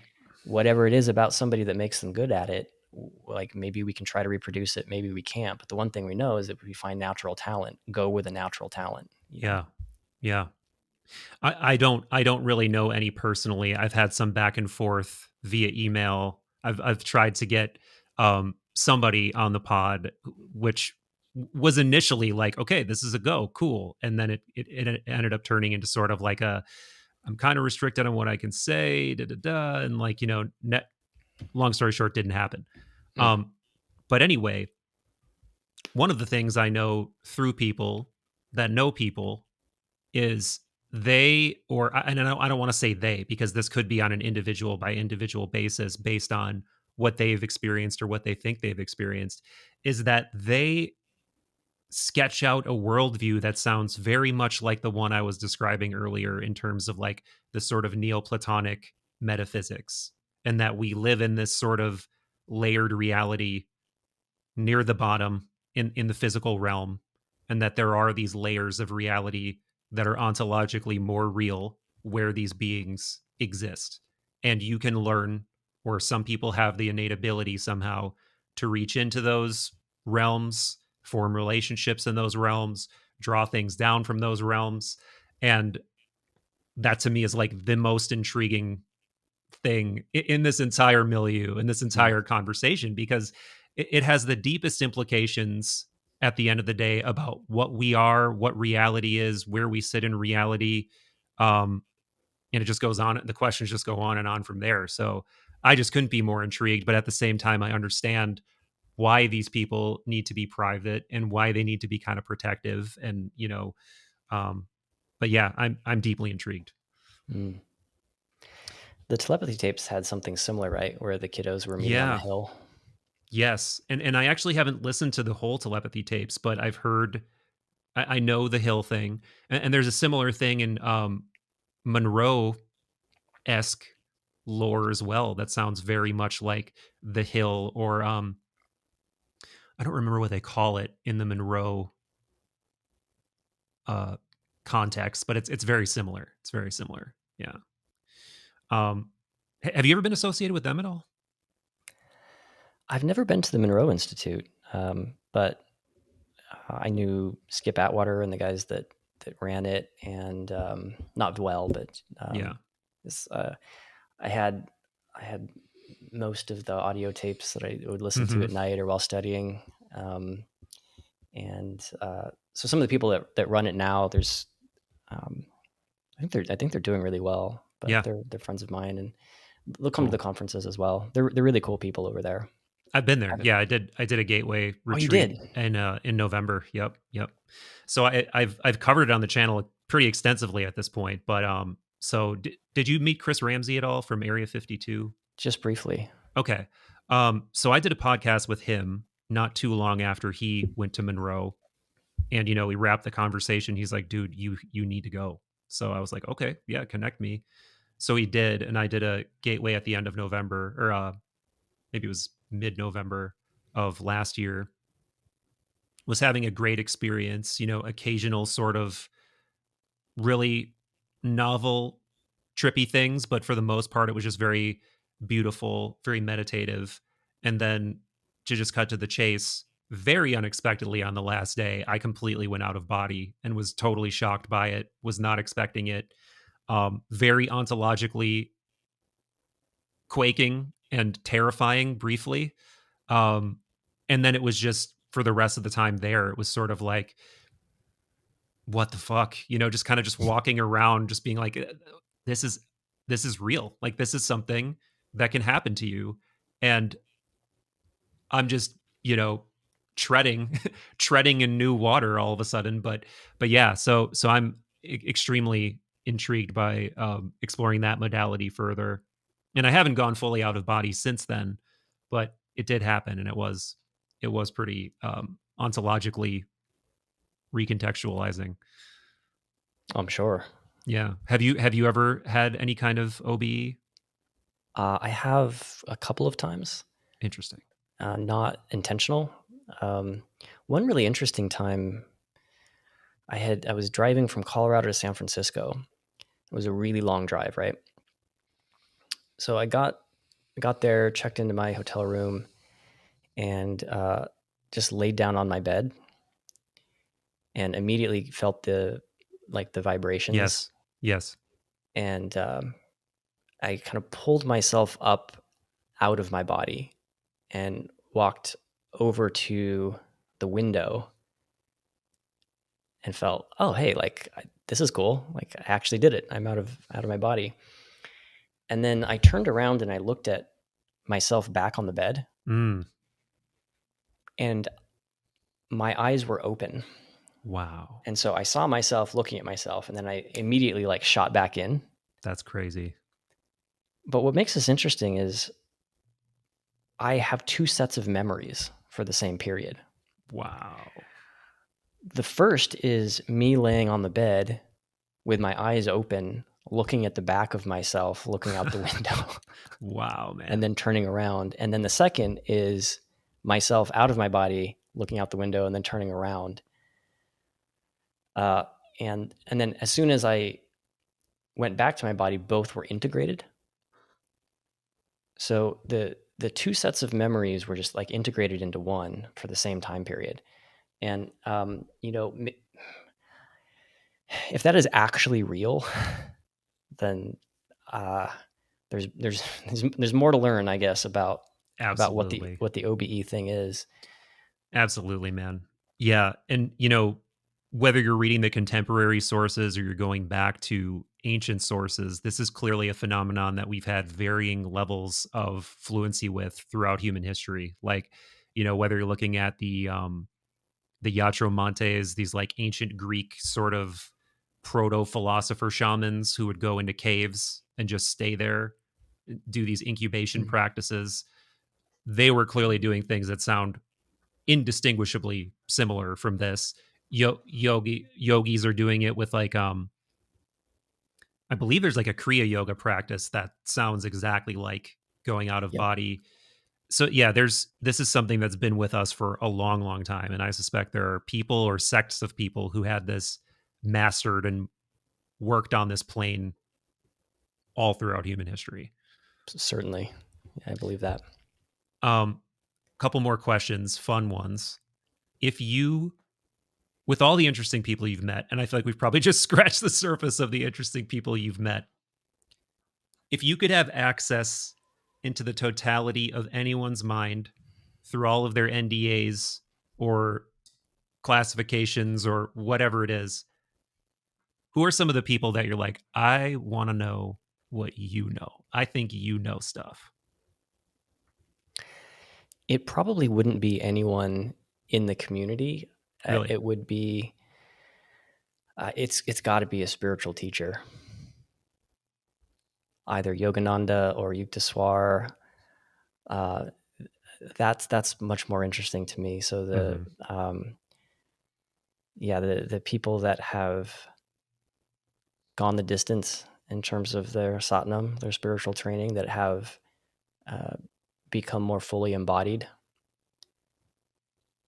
are self-realized, right? Have some sense of their potential, and as a result of knowing themselves so well, know something true about the universe. Yeah. I think that it would have to be one of those people. Yeah. Yeah. I suppose you probably can't have anybody else's samadhi, but just to know that it's there and that it can happen would be. I kind of do feel like I've had a couple experiences that border on that, but man, the reductive, materialistic worldview that we're all programmed with is really hard to fully shake for me. I've had experiences like the out of body experience. I had another experience in Peru during an ayahuasca retreat that were just so unbelievably profound. But then you get back to reality, and you can always find ways to kind of like not dismiss it, but poke holes in it and make yourself feel like it's not as real as it was when you experienced it. But yeah, man, if you could live in that kind of a state at will, or even semi regularly, to just touch base with that more cosmic perspective, that would be, I don't think there's anything that would be more beautiful than that. Second question: if you had unlimited resources, or could have access to any suite of technologies or people or whatever, what would you do with it?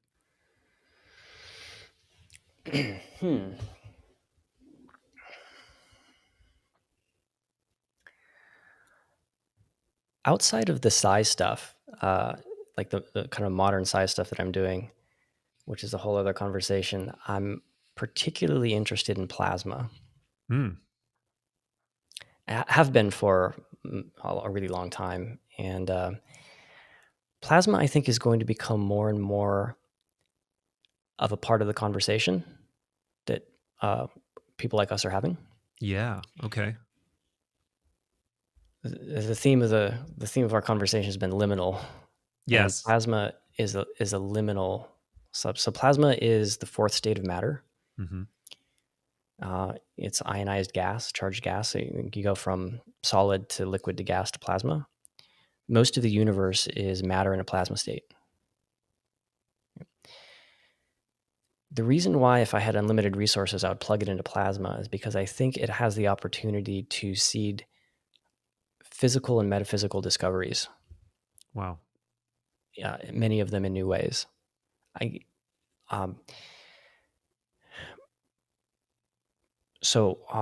One is plasma has the ability to convert matter from one type of matter into another type of matter, which means that I think a cornerstone of the future industrial technologies will be plasma. We'll be doing things like we'll be doing all chemical looking things as we get more sophisticated with plasma, and that's going to help lead us to abundance. Secondly, I think it's mostly anecdotal, but there's some evidence that the UAPs are plasma craft, or they have some sort of plasma component that helps give them the unique abilities that we see in the sky. My hunch is that plasma can create something like an inertial shield, and it may even lead to positive lift. I don't know for sure, but I think there's a reason why the images of the UAP, often the craft look distorted and like they kind of move around in different shapes, and they have this these sort of like color profile that looks a lot like plasma looks like. Yeah. And it could be that it's creating some sort of, inertial shield or plasma shield inside the craft. Fascinating. And so plasma, I think, is like a liminal substance. It's a bridge between the physical world and the non-physical, and the craft might be using that somehow to traverse both. That's just atom speculation, but well, wouldn't that be just symbolically perfect as well if there is some mediation from the individual mind to some kind of higher consciousness, and that higher consciousness wants to do something that is a bridge between us and the material realm and it in the non-material realm. Seems like plasma would be one of the closest things to it that is like right on the line between being physical and not physical. Exactly. Yeah, it's right there. Wow. Another thing that's really interesting about plasma, I guess two things. Most of the psi research is using random number generators or something like that. Plasma responds to consciousness as well. Wow. So why is that? Well, it's dynamic, it's random, but there could be more to it. It could be momentarily alive, or if in a panpsychist perspective, it could have some sort of slightly higher degree of consciousness because it is some sort of dynamic, self-referential, self-integrated information system. And so you can interact with it, not just like with the mind influencing matter, but like two living beings having an interaction. Wow. Something like that. The reason why you don't see plasma in PK research very often is because getting a good baseline is difficult. But anecdotally, just playing with different types of plasma, you do seem to enter into this kind of interesting relationship with it. And you can look at plasma in different shapes, and plasma starts to take on shapes that are very similar cosmologically. So, like you look at the Hubble images, and there are shapes of galaxies or other types of Yeah. clusters and different colors and so forth. And you could look at that as it's all plasma for the most part, but it's plasma very slowly changing through time. Mm-hmm. You can recreate those conditions on the laboratory bench. So Wow. I think that there might be some sort of emerging or new cosmology that's not actually looking out there so much as setting up these conditions to understand how galaxies like begin and end and form and what are the dynamics of them, that you can play out rather than through untold billions of years, through actually like seconds or minutes.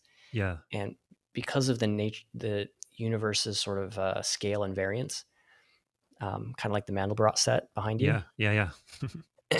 what you see on the laboratory bench could just be a very time compressed version of what you see out there.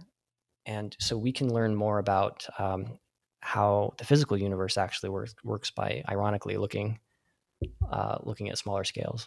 That makes sense. We got to be little demiurges in the lab if we want to understand the collective demiurge. Yeah, man, plasma is. I wish I would have thought to ask you this earlier in the conversation because this is one of those elements of the air quotes phenomenon of phenomena that has just come into the zeitgeist kind of out of nowhere. Like suddenly there's all these people on Instagram and TikTok talking about plasma and equating it with consciousness. And for a while I was like, where is this coming from? Like, is this just the latest thing kind of rippling its way through the zeitgeist that people are just attributing everything to? But then people were like telling me, look into the book New Science of Heaven, look into this thinker. And I haven't yet, but I'm very intrigued. And I recall, you probably know more about this than I do, but there was a paper not too long ago, right, that was sort of speculating on this idea of consciousness or plasma potentially exhibiting signs of consciousness. And I think this was in like a hard science paper. Um, but I don't recall what the paper was titled or what it said exactly. I didn't catch that one, but like uh, Christoph Koch and Hmm. um, the IIT group, they said that there's reasons to think that the sun, if their theory is right, there's reason to think that the sun, for example, is sentient, Yes. because the sun is basically a big plasma system, and because it's complex, informationally interconnected, self-referential, etc. There's reasons to think that, and I think that's kind of interesting. Like again, with return, as we get more sophisticated, we see that the universe is more sophisticated and spiritual and alive, and we can look at these things with new eyes. Maybe there's a reason why sun worship was Yeah. the most ancient religion that we have. You're And reading my mind, man. it's interesting too. Look at the first things that kids draw. Like they'll draw the house and then they'll draw the sun and they'll make the sun smiling. Like they'll give the sun a personality. Like there's this kind of sense that the sun is somehow alive. At least many of them. I did. Yeah. Yeah. Yeah, well, yeah, and in Platonism, the sun is the physical manifestation of the highest principle, the form of the good. And they talk about that in the intelligible realm, there's an intelligible sun, and our sun is sort of like the physical manifestation of the highest principle in the non-physical realm. Uh, clearly, the Pythagoreans were also very obsessed with the sun. They had some sort of like um, heliocentric model long before that was like the mainstream model. They believed there was like this central fire that everything revolved Mm. around. Um, so yeah, man, I think that's makes perfect. And now you have people too, like Rupert Sheldrake. He openly talks about this idea too. That Hmm. I just saw a clip the other day of him in an interview saying, "Why shouldn't the sun be conscious? It's infinitely more complex than we are." That's terrible, but um, but that's the idea. Yeah. Um, anything else about plasma that, or have you read that New Science of Heaven book? Yeah. It's really good. Okay. It's really good. Recommended. I think I'm going to be putting on, I'm planning anyway to put on a plasma conference. Ooh. If not the end of this year, then definitely in 26.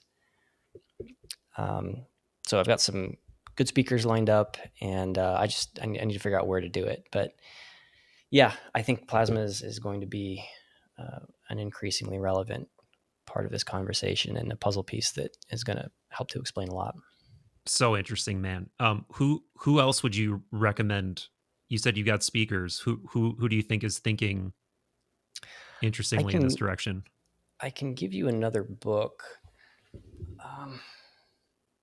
One sec. Yeah. There's a book called Cosmic Pulse of Life by Trevor James Constable. Cool. Which was written a while ago, but he was, again, ahead of his time. And he's kind of looking at natural systems, biological systems, cosmic systems, and plasma is a big component. And I think he figured out some of the puzzle pieces as well. But yeah, definitely check out New Science of Heaven. Will do, man. Will do. Man, this has been such a fucking fantastic conversation. One of my favorites I've had in a long time. Very glad we did this. I feel like there's so much more. Would love to do it again anytime. Is there anything you want to point people toward before we wrap up? Yeah, we should do it again. That went by quickly. For sure. If you're interested in my sci work, entangled.org is a good place to go. That's kind of my public lab. We're running easily the world's largest psi research experiment there on mobile apps and exploring all kinds of interesting things like subconsciously predicting the future. Yeah. And we've got a couple of very interesting progressive psi experiments and technologies that we're going to be publishing soon there. Some with remote viewing and AI, using AI as a remote viewing tool, and things like that. So that's a good place to go if you're a nerd for this stuff. I'm not too active on social media, but I do have an X account. You can look me up there. Steal yourself for about one post a year. Yeah. I will wait. I will wait with bated breath for it because it'll probably be a good one. Well, thanks for doing it, man. This was really fun. And I look forward to more talks. Okay, far out.